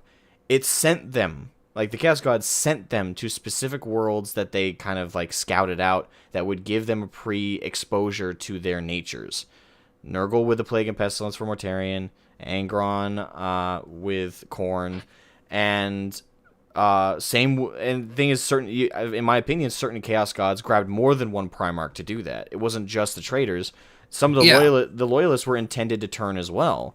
They were all sent to a world that would give them some predisposition. I think in some cases, the Chaos Gods maybe just lost grip on where they sent some, because when I look at, for example, Gilliman, he ended up in a world that, as far as I've tried to analyze it, Ultramar pretty much, well, specifically McCrag, doesn't have any predisposition to any of the Chaos Gods' natures. I have to acknowledge, like, if that was what they were doing with all of them, they kind of messed up with Gilliman. Actually, kind of only him, now I think about it, because the other ones I can pretty much all connect them to some Chaos God's predisposition. Even Dorn, like, the predisposition there would be also to Khorne. I think Khorne got a monopoly, but that's kind of, that's just how I look at it. Because he was put on a frozen wasteland of a world like Fenris, but the difference there was there was a lot of warfare between, like, families and clans and stuff over dominance. Yeah, I have to go back and do, like, Dorn's lore, because I don't know that much about his original planet. I think Fenris, but twice as cold.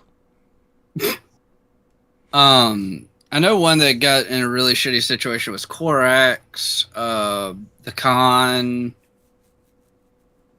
Gilliman. I think he was more of a Slaaneshi pick, kind of like the same idea with Fulgrim on a planet that kind of lost its culture, and then once it started being more productive, got more culture and, like, more sloth, I guess you could call it. Maybe, but I'm stretching for that one. I'm not going to lie. And to be fair, some of the ones you can break down, I think, are stretches for my idea, but it just makes sense to me when I think about it.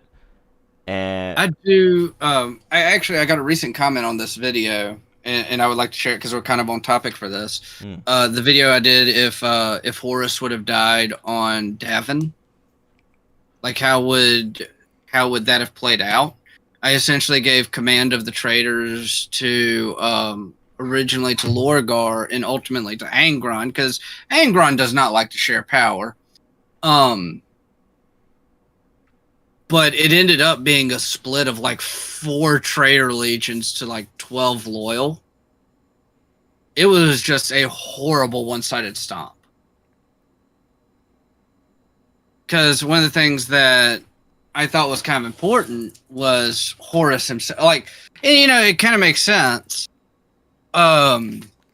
Horus himself was a very magnetic figure. You know, he was able to convert Mortarion. Mortarion actually had a hard time falling to Horus's cause. It took a lot of persuading. Magnus didn't want to join the traitors. Ended up kind of having to, because Russ is a dingbat. Ferrus Manus also... Well, Ferrus was trying to be convinced by Fulgrim. Which was a dumb fucking idea, but... You ever, like, look back at that and wonder, like, were you guys actually that close? Because... No, they were that close. I know, Here's but what that's the think thing. happened. That's the thing. To me, they're close. So why? How did Fulgrim fuck that? It's kind of like those moments with the Emperor, right, where he's supposed to be the super big genius and understands and plays 4D chess. I can actually justify this one. All right. So, at the time, Fulgrim is being corrupted by a greater demon of Slaanesh in the Lair Blade. Right. Okay? Here's why I think that Fulgrim tried that. I think it wasn't so much Fulgrim. I think it was the demon who had, like, all of Fulgrim's thoughts and emotions. He's like, oh, Fulgrim and Ferrus Manus are close. Fulgrim was pretty fucking weak-willed, apparently. Maybe this one will be, too. But played it off as like, hey, you know, yeah, me and him are real tight. I can get him to join the cause. I mean, maybe that would be the only explanation that would make sense. Otherwise, that's why it's the only one I can think of. I mean, otherwise it's just this cognitive dissonance of like, this is your closest brother, this is your best friend. You know he wouldn't turn traitor. Literally, well, yeah, literally the two of you are the closest. I say what you will about all the Primarchs loving Sanguinius. Yes, there was a closest between all of them. But in terms of two brothers amongst the Primarchs that are close, I don't think you could have gotten closer then the closest pairing other than Fulgrim and Ferrus Manus that I could think of is Horus and Sanguinius. And even then, they weren't that immensely. They were close, but not, I would say only a little bit more than all of them were to Sanguinius. I can think of two more, and it's two pairings that people don't think of. Actually, no, I'm sorry. I can think of three more that people don't think of, and they all have one Primarch in common. Okay. Magnus and Lorgar were actually really tight up until the heresy. Magnus and Perturabo were really tight. And the one that a lot of people don't know about is Magnus and the Khan. Even after the heresy, after the burning of Prospero, Jagatai Khan went to Prospero. I agree that they were close, but to the same degree? I would say that Magnus and the Khan would be close to the same degree as Ferrus Manus and Fulgrim. Maybe not the exact same, but at least pretty close.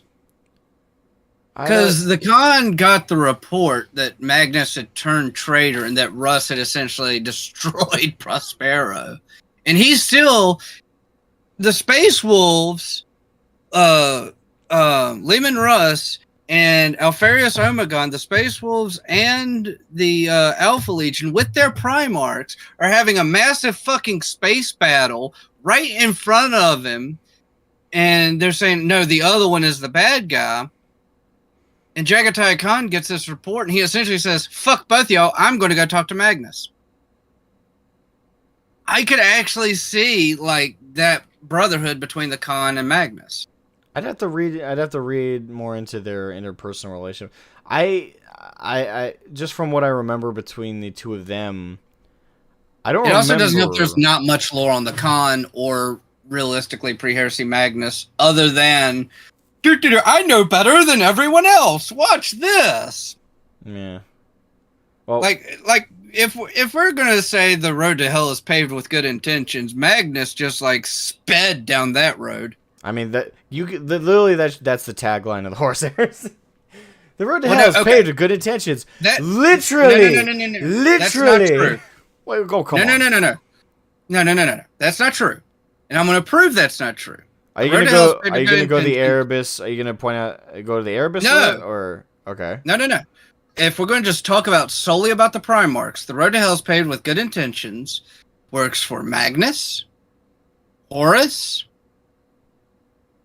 And that's really fucking it that I can think of. Maybe Fulgrim. Fulgrim would be a hard sell for me, but that's about it. Of the other 6 traitors, Lorgar, Angron, Mortarion, yeah, Lorgar did it. Nighthaunter. Lorgar did it because he was told he wasn't allowed to worship the Emperor. But Nighthaunter,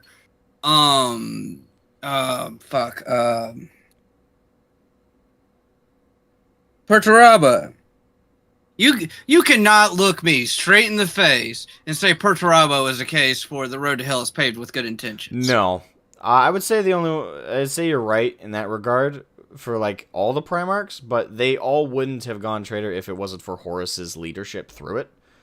So when I look at like the main motivator for the heresy being Horus, yeah, you could argue. And his intentions are like, we're being used, we need to stop this. I get what you're saying, but like I was talking about them as individuals. As individuals, like no. As individuals, most of them fell because of selfish reasons. Mortarion, this come back a little bit. I was intending to build to this, but I guess the way we formatted this podcast has been just kind of like we'll talk about random bits here and there. So this is the closest. Like we always do. This is the closest transition I could do. Mortarion's fall and his whole legion's fall to chaos in the sense of becoming the Death Guard as we know them now was not their choice. The was a choice by Mortarion and the Death Guard to join in the Horus Heresy, but specifically the fall to chaos as like was not. That was actually on one guy, one person. In the entire, Typhon. He is responsible for his entire legion. He is the Erebus of the Death Guard. Of the Death Guard. Which actually, Literally. Now that you said that way, that makes me want to correct something I said last night. Because we were talking about that. We were talking about, like, what other legions fall was not necessarily of their own design, like the Death Guards, and I said the Thousand Sons, but I like the way you worded that. The Thousand Sons' fall to corruption was their fault. Them joining the heresy was not by choice. Yeah. Whereas with the Death Guard, them joining the heresy was absolutely by choice, but their corruption was not. Correct. So those two are kind of like reversed, which is actually kind of cool. It is an interesting idea, especially since Mortarion was hated psychers, and Magnus is a psyker. Typhon was a psyker. Yeah, I know. Irony there. his right-hand man was the thing he hated most. Oh no, you know who canonically one of Kalis Typhon's closest friends was? If it was Erebus, I'd laugh, but other than that... It was Erebus. Fits, doesn't it? It's his two of his closest...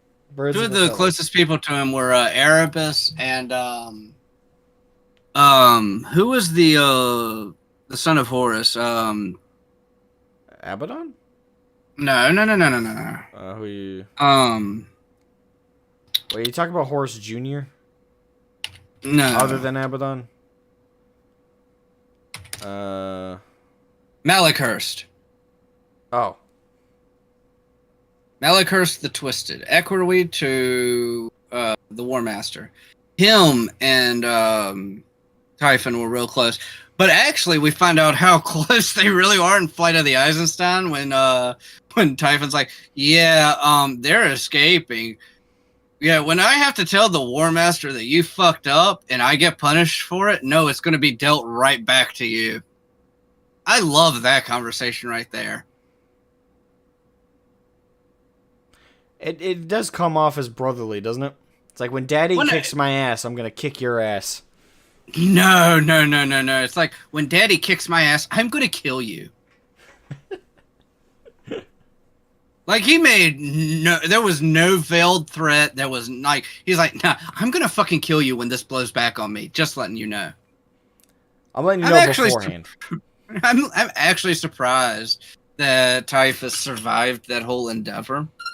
Because the Eisenstein did escape.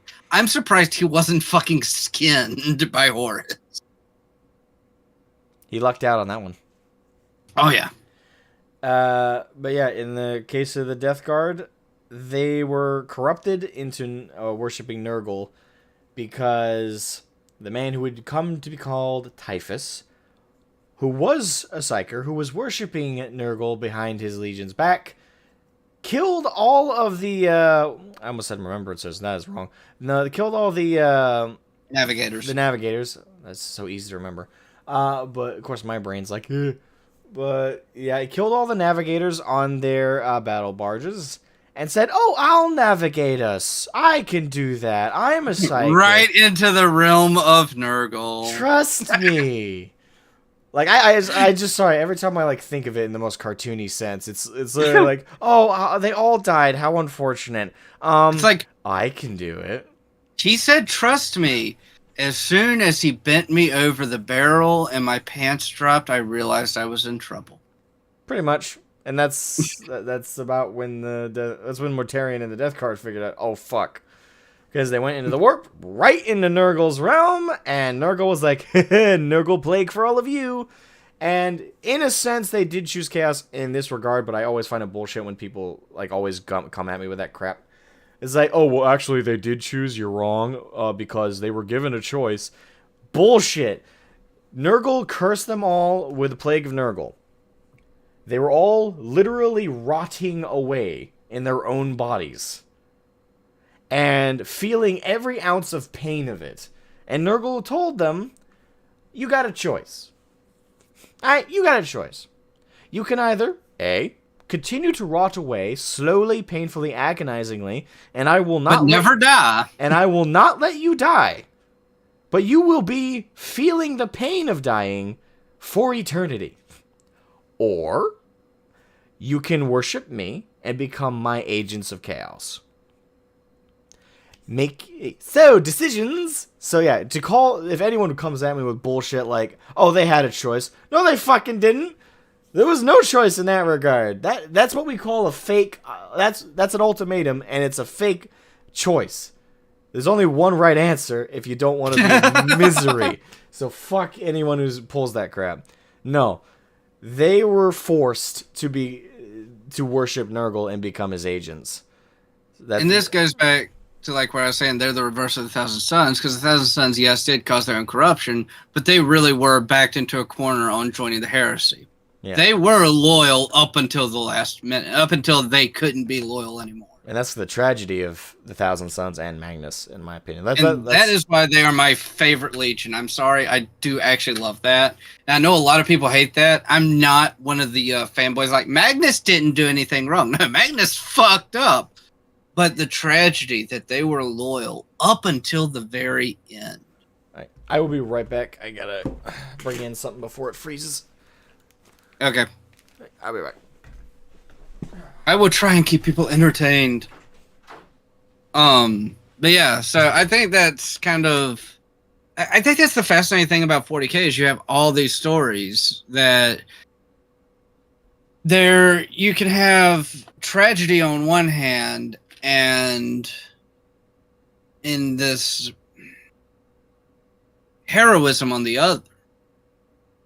And that goes for both traitors and loyalists. And that's where I think a lot of it really, a lot of 40K is based around this massive gray area.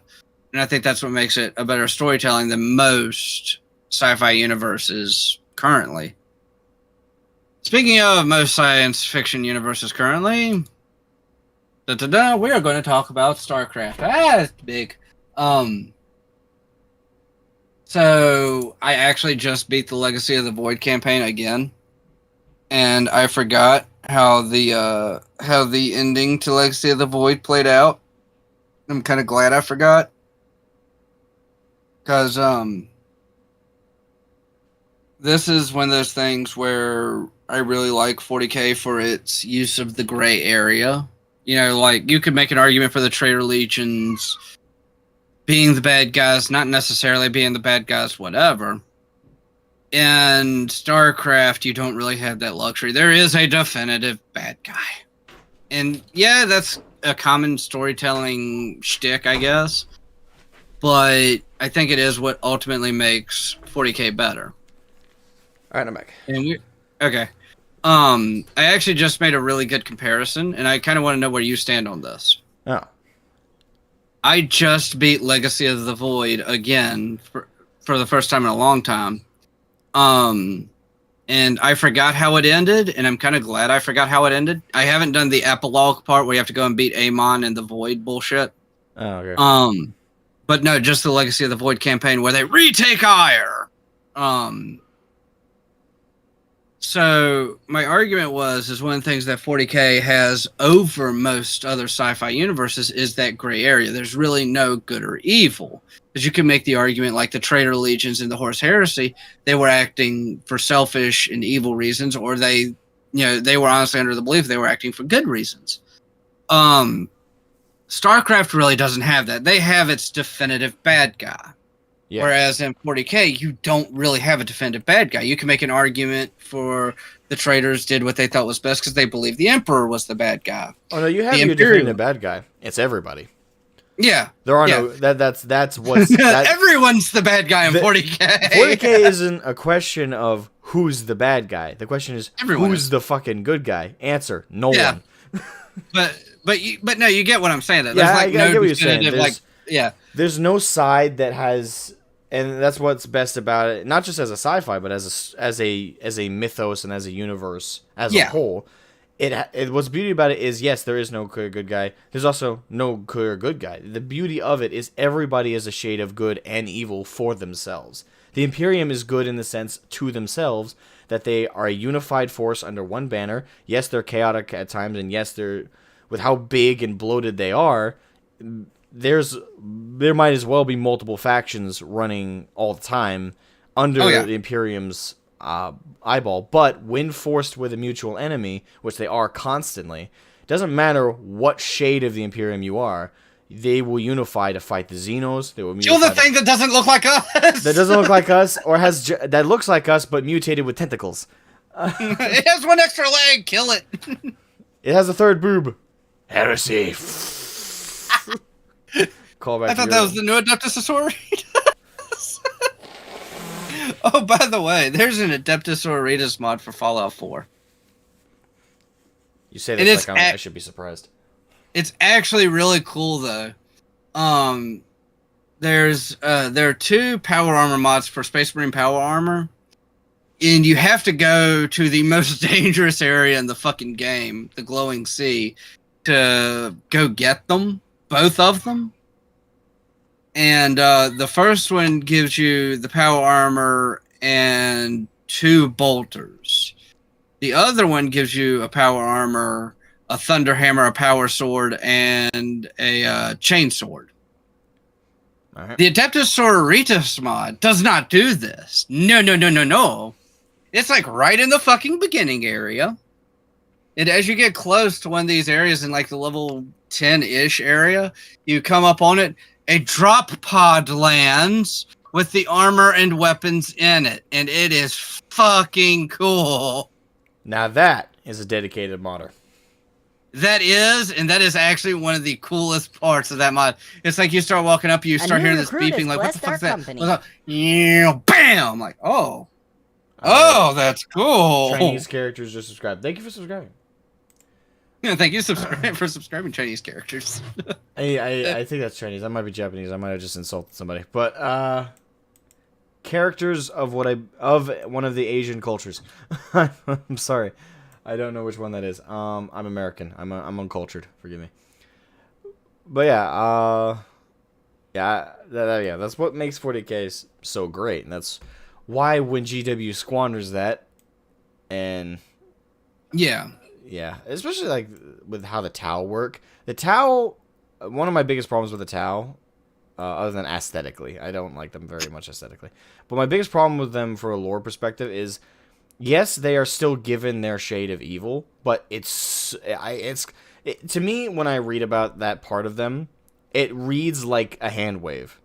It reads like the writers knew they had to make them somewhat evil, so they're like, oh yeah, and they also euthanize and brainwash people, you know, like kind of like, yeah, they do that. But here's all the awesome, cool, good guy bits. But yeah, they kind of assholes if you don't believe in the greater good. But look at all this cool shit. Like the hyper focus on them is definitely in their more positive aspects, in my opinion. And in honestly, a way, it works. You know what does it? You know what makes it work for me for the Tau? To prove like the Tau are actually a naturally evil race, even though they like have the greater good bullshit. Yeah. The Farsight Enclave.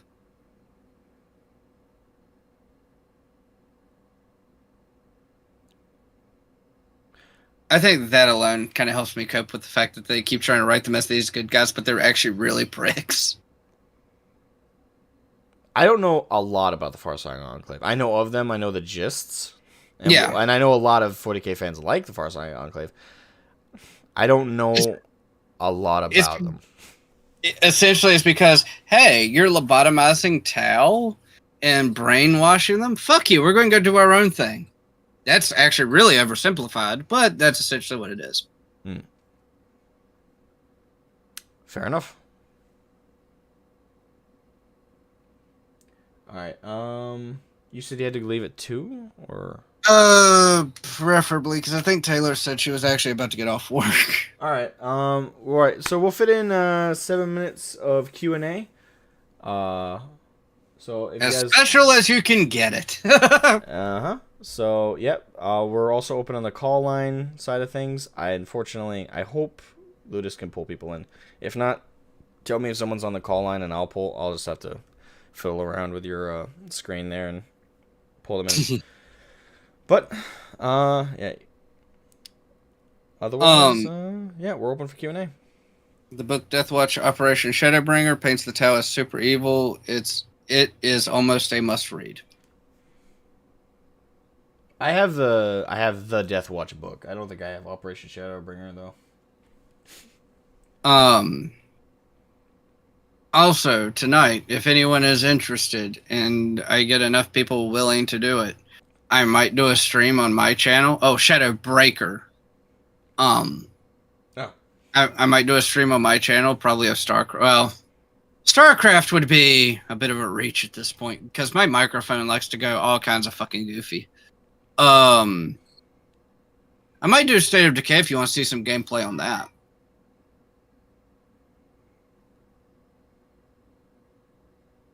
Asmogan. Oh, that was to me specifically? That was directed at you specifically. Oh. I looked up a review of it last night just because I was curious. Maybe? I mean, I'm gonna... I'm gonna leave my afternoon open Okay. today. Because I do kind of want to continue playing that campaign to start with Ball. That was pretty fun. Yeah. If he's not down for it, and even if he is, I'll try and check in with your stream. On your It depends on if I do it. If I do it, it's going to be around like 6 p.m. Okay. If it's StarCraft, I can join in. Yeah, and then I have to watch my microphone. That's the only thing. I'm not gonna. I'm just letting you know. Like. No. Because I was thinking about doing StarCraft at first, and I was like, do I really want the extra work of having to keep an eye on my microphone as well? And that's understandable if you don't want to do that. So. Because I kind of want to be a little bit lazy. I'm not gonna lie. You're allowed to be. You're allowed to be. For anyone who doesn't know, I've had a hell of a month at work. Oh yeah. Yeah, like I said, I ended up working 45 hours, and then on the second to last day, I got poisoned. So I can't win. I would ask for some time off. Like, hey, They can't. Like we're literally so short staffed. They can't. I am so good at my job, and we are so short staffed. I can't get time off. They literally had to pull teeth and make me work a double in order to get me 2 consecutive days off this coming up week. Well, at this point, I'm just keeping my fingers crossed you don't keel over from exhaustion. At this point, I think a lot of people are doing that. It's like, don't. The general manager, by the way, I will say this. The general manager, he's a really sweet dude. He's really awesome. He is like a mixture. He's like, because I don't know if I told Asmogan this story. When I first got rehired, he really did not like me. And when I first got rehired, I got rehired in November of 2020. Or November, December. And through it, in January is when I started having issues with my kidney stone, all the way up until March when I had my surgery. I had a lot of called out time from work, and he really did not like me to the point where he wanted to get rid of me. Now I am the person he calls, like, when random shit, like, not even like when someone doesn't call in, like, hey, the TV stopped working. Can you come in and take a look at it? Or, hey, the computer's doing this random thing. Can you come take a look at it? Or, hey, this random thing caught on fire that, you know, isn't supposed to even be near heat, caught fire. You're a better man than me. Like, in all those situations, I'd be like, do I look like the electrician? Do I look like the fire department? No, but, like, I haven't had one literally that has been something that's on fire that isn't supposed to be on fire. I did have one happen while I was there, though. So we have a propane broil grill that is 6 rods, 2 here, 2 here, 2 here. The one on the far right doesn't work, and then the third one down has a habit of falling. And when I say falling, I mean propane gets fed through this rod and releases the heat up. So when it falls down, all that heat just, like, spurts out because there's nowhere else for it to go. So what we had to do was turn the grill off, and some dumbass, me, had to get a towel, grab the hot rod, stick my arm down in the grill, which gets up to, 550 degrees, not that hot, and try and realign the rod.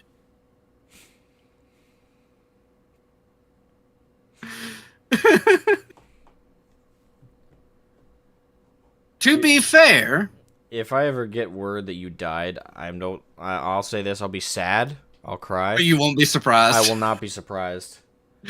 But the funny part about the nice part about this is in a 2-month period, I think it was December and January, both months I got a $1 raise each. All that for a $1 raise. No. It's $2 total. I got $1 in December, $1 in January. Oh, $2. Sorry, my bad. Hey, it doesn't sound like much, but that shit adds up. No kidding. Especially when you work into overtime almost every week. Although the funny part is the district manager bitched at the assistant manager about that. He's like, why do you and this guy have all this overtime? Like, because we're always here. He's like, why? Because people don't show up, and he's the one we call. Or I just stay late. Like, He's like, yeah, but y'all need to kind of cut out that overtime. He's like, we can't! And then I was in there the other day when he came in. He's like, oh, so you're the one getting all the overtime? I'm like, yeah. He's like, yeah, they tell me you're really dependable. I'm like, yes, to the point of exhaustion.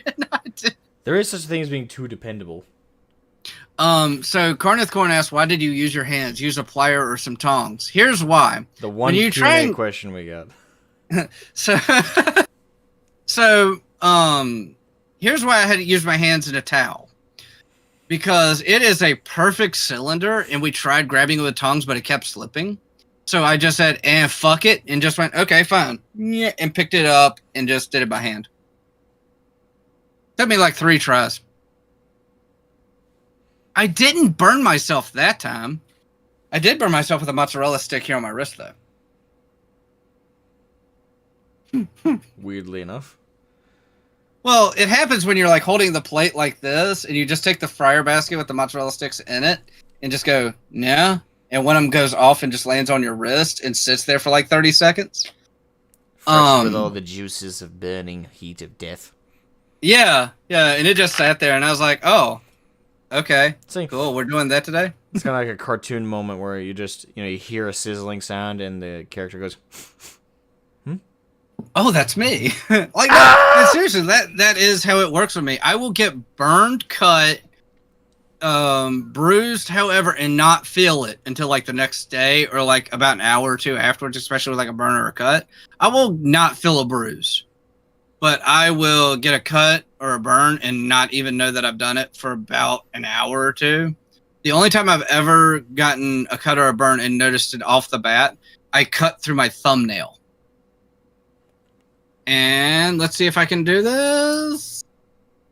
I cannot pull people into the stream call. Okay, someone hop in? Yeah, Karn. Alright, let me pull him in. He's gonna call me stupid. Alright, Karn, you're in the call. Hey.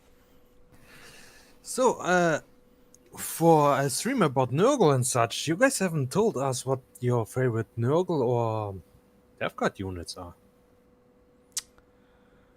Mortarian's Anvil.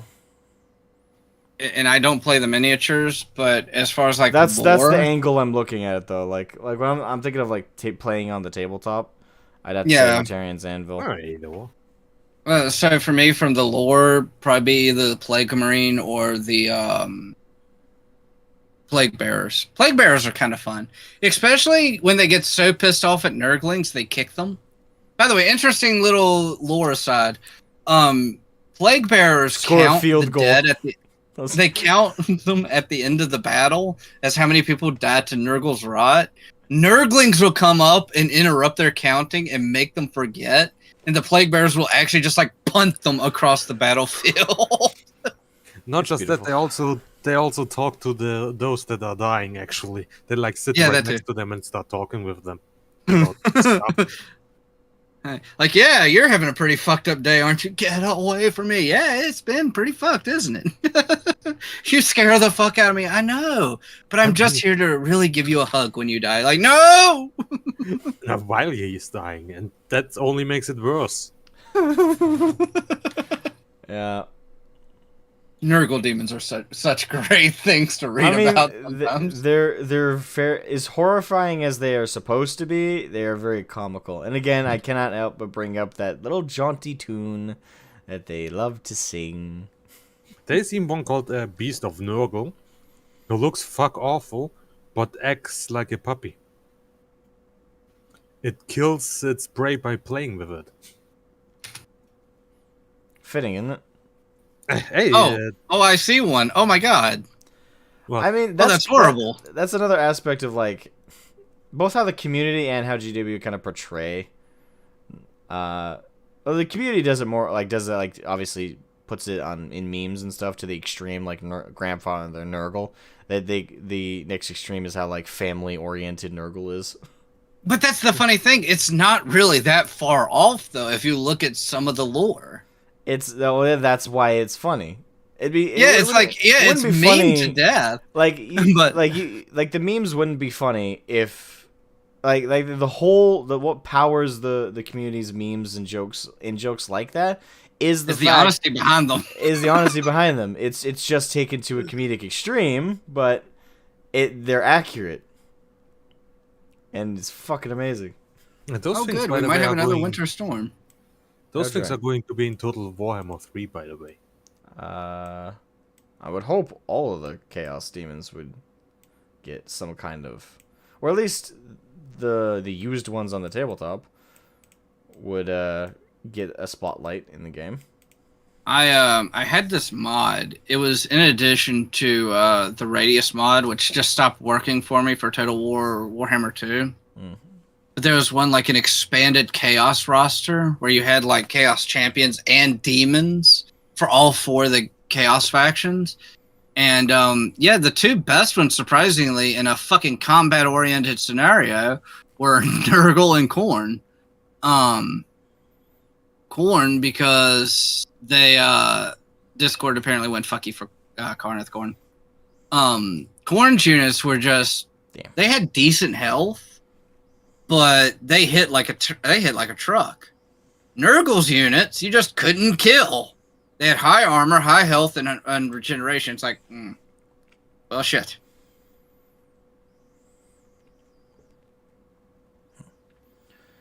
Yeah. Do you still need to head out? It's 2:07. She hasn't told me she's off yet. Let me find out. Alright. So yeah, Mortarian's Anvil from the tabletop perspective. I can't remember the lore of all the... I know is it the Harvesters? That's like Typhus's stuff. I think that's what they're called. Oh, by the way, the things we were talking about earlier are not called plague flies. They're called rot flies. Rot flies. And Synonyms, really. Discord cuts Oh, out my sound. yeah, she's off. Okay. Alright, you A had new recruit has blessed our company. Thank you to Hongji Sen. Just You know, a lot of. I know. I'm like, I'm not reading too much into that, am I? I don't know. I mean, to be fair, like it could be in response to like my my videos and streams over FF. And Yeah. That's my best guess. Like I know there are games made in Japan, so I'm assuming. Oh, I could do that. I could do a Final Fantasy, like my first look at Final Fantasy 14 stream. That might be interesting. Or I could just stab my eyes out. I love it. I love it a lot. So As much as I hate to, I do have to go because if I don't pick up the wife soon, she will kill me. Yeah. All right, go pick her up. I'll take any last questions on behalf of me and Ludus. Yeet them out. Throw them out, boys. Throw them out. I'll wait a couple seconds.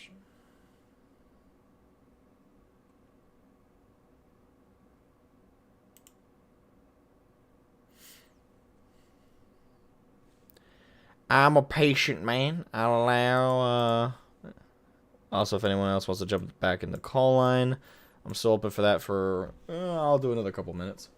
If not, we'll call her here, ladies and gentlemen.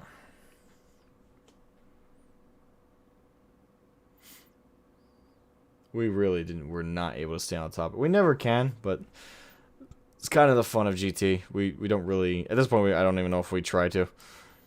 Hey, Karn, welcome back. So, since I got my daily interruption in, so what? Okay, so you're going to play Nurgle in Total Warhammer 3?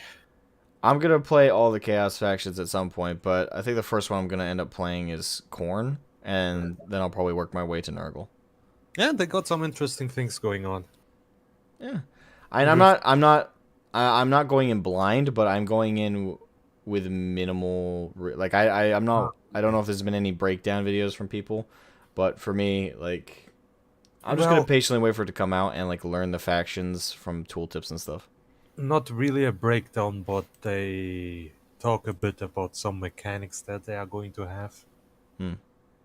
Like the skull meter that you're, well, not meter, extra resource you're going to gain, and things like that.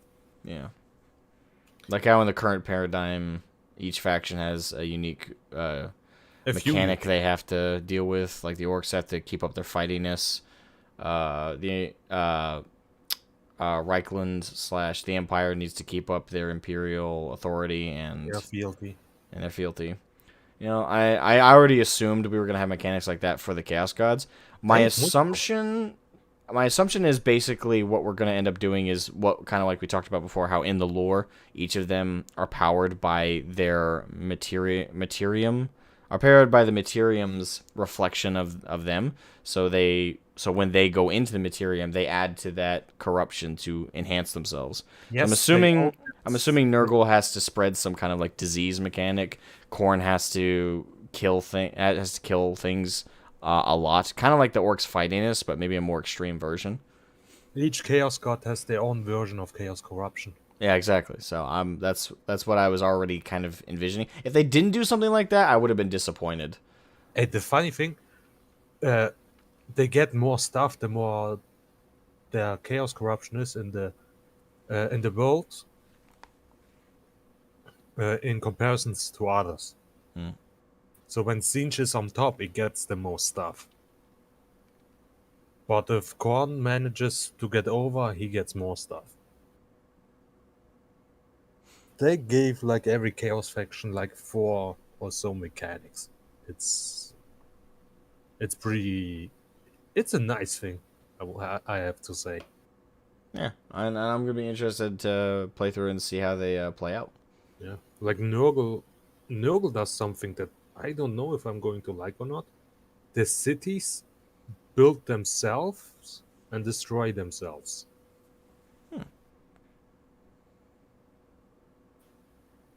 Which I guess is a new thing.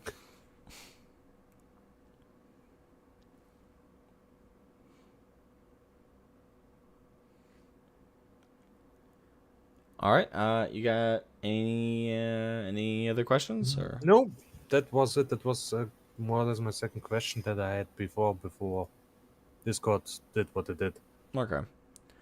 I can speak to Ludus's case. I'm assuming he's keeping track of it all. He likes to be informed, so as best I can answer from Ludus is he's probably keeping track of the updates and the new mechanics, and probably just not insanely so. Both of us are very casual with keeping up with the news part of it. So, and I try and check in regularly, see if there's any like big news, but general small updates of like mechanic changes and additions and stuff like that. I just keep a passive ear out, and I think Ludus does the same. I can see him liking Nurgle if he doesn't want to go for something micro heavy. I mean, Like- he might go for Tzeentch just on the principle of his love of the Thousand Suns. But we're both. I don't think there's anybody out there who's like, oh, there's a new faction that's being added. Yeah, I'm not gonna play them. I think all the new factions are gonna get played by everybody at some point. There's just like which one's first. Which Well, there are some that donut do look I good want to at bite out all. of first? Like I wanna try out the chocolate donut. But before I get to chocolate, I kind of want to try out the lemon zest.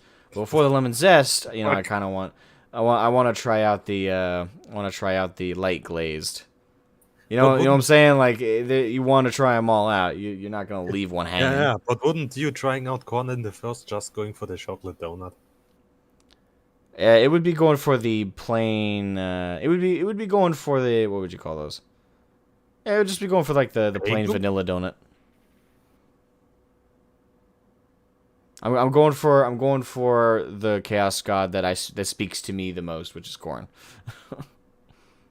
Yeah, he has fun. He's going to have fun mechanics. I ain't gonna lie. He's most likely going to be my third pick. That's okay. I'm not saying it's a bad thing because the game is going to launch with like 6 or 7. I think it's 7 now. Seven different armies. And then I over mean, time, they're actually- gonna add in the rest of them from Warhammer 2 and 1. Well, I hope. Hopefully. And hopefully they Skaven- don't charge us up the ass to do it, but, you know. Mm, when I look at the amount of DLC I got, it's like, oof. It Yep. makes me feel bad. Oh, yeah. They're gonna nickel and dime us. This is Creative Assembly. This is what they do. CA. Alright, thank you for coming on, Karn. Yeah, see you later, my dude. Yep, see you later. I'm going to call the stream here. Thanks, everybody, for joining us in today's GT podcast. We had a good time. Though it was supposed to be Nurgle themed, it was just generally 400k themed, I want to say, because the amount of time we focused on Nurgle / Death Guard related stuff was... It was there. We did focus on it here and there, but it was very sporadic. Mostly it was just a 40k stream and a hangout stream. So hope you guys enjoyed this episode, and we'll catch you guys next week for our next GT podcast. Have a good one, guys, and yeah, have a good one. Bye.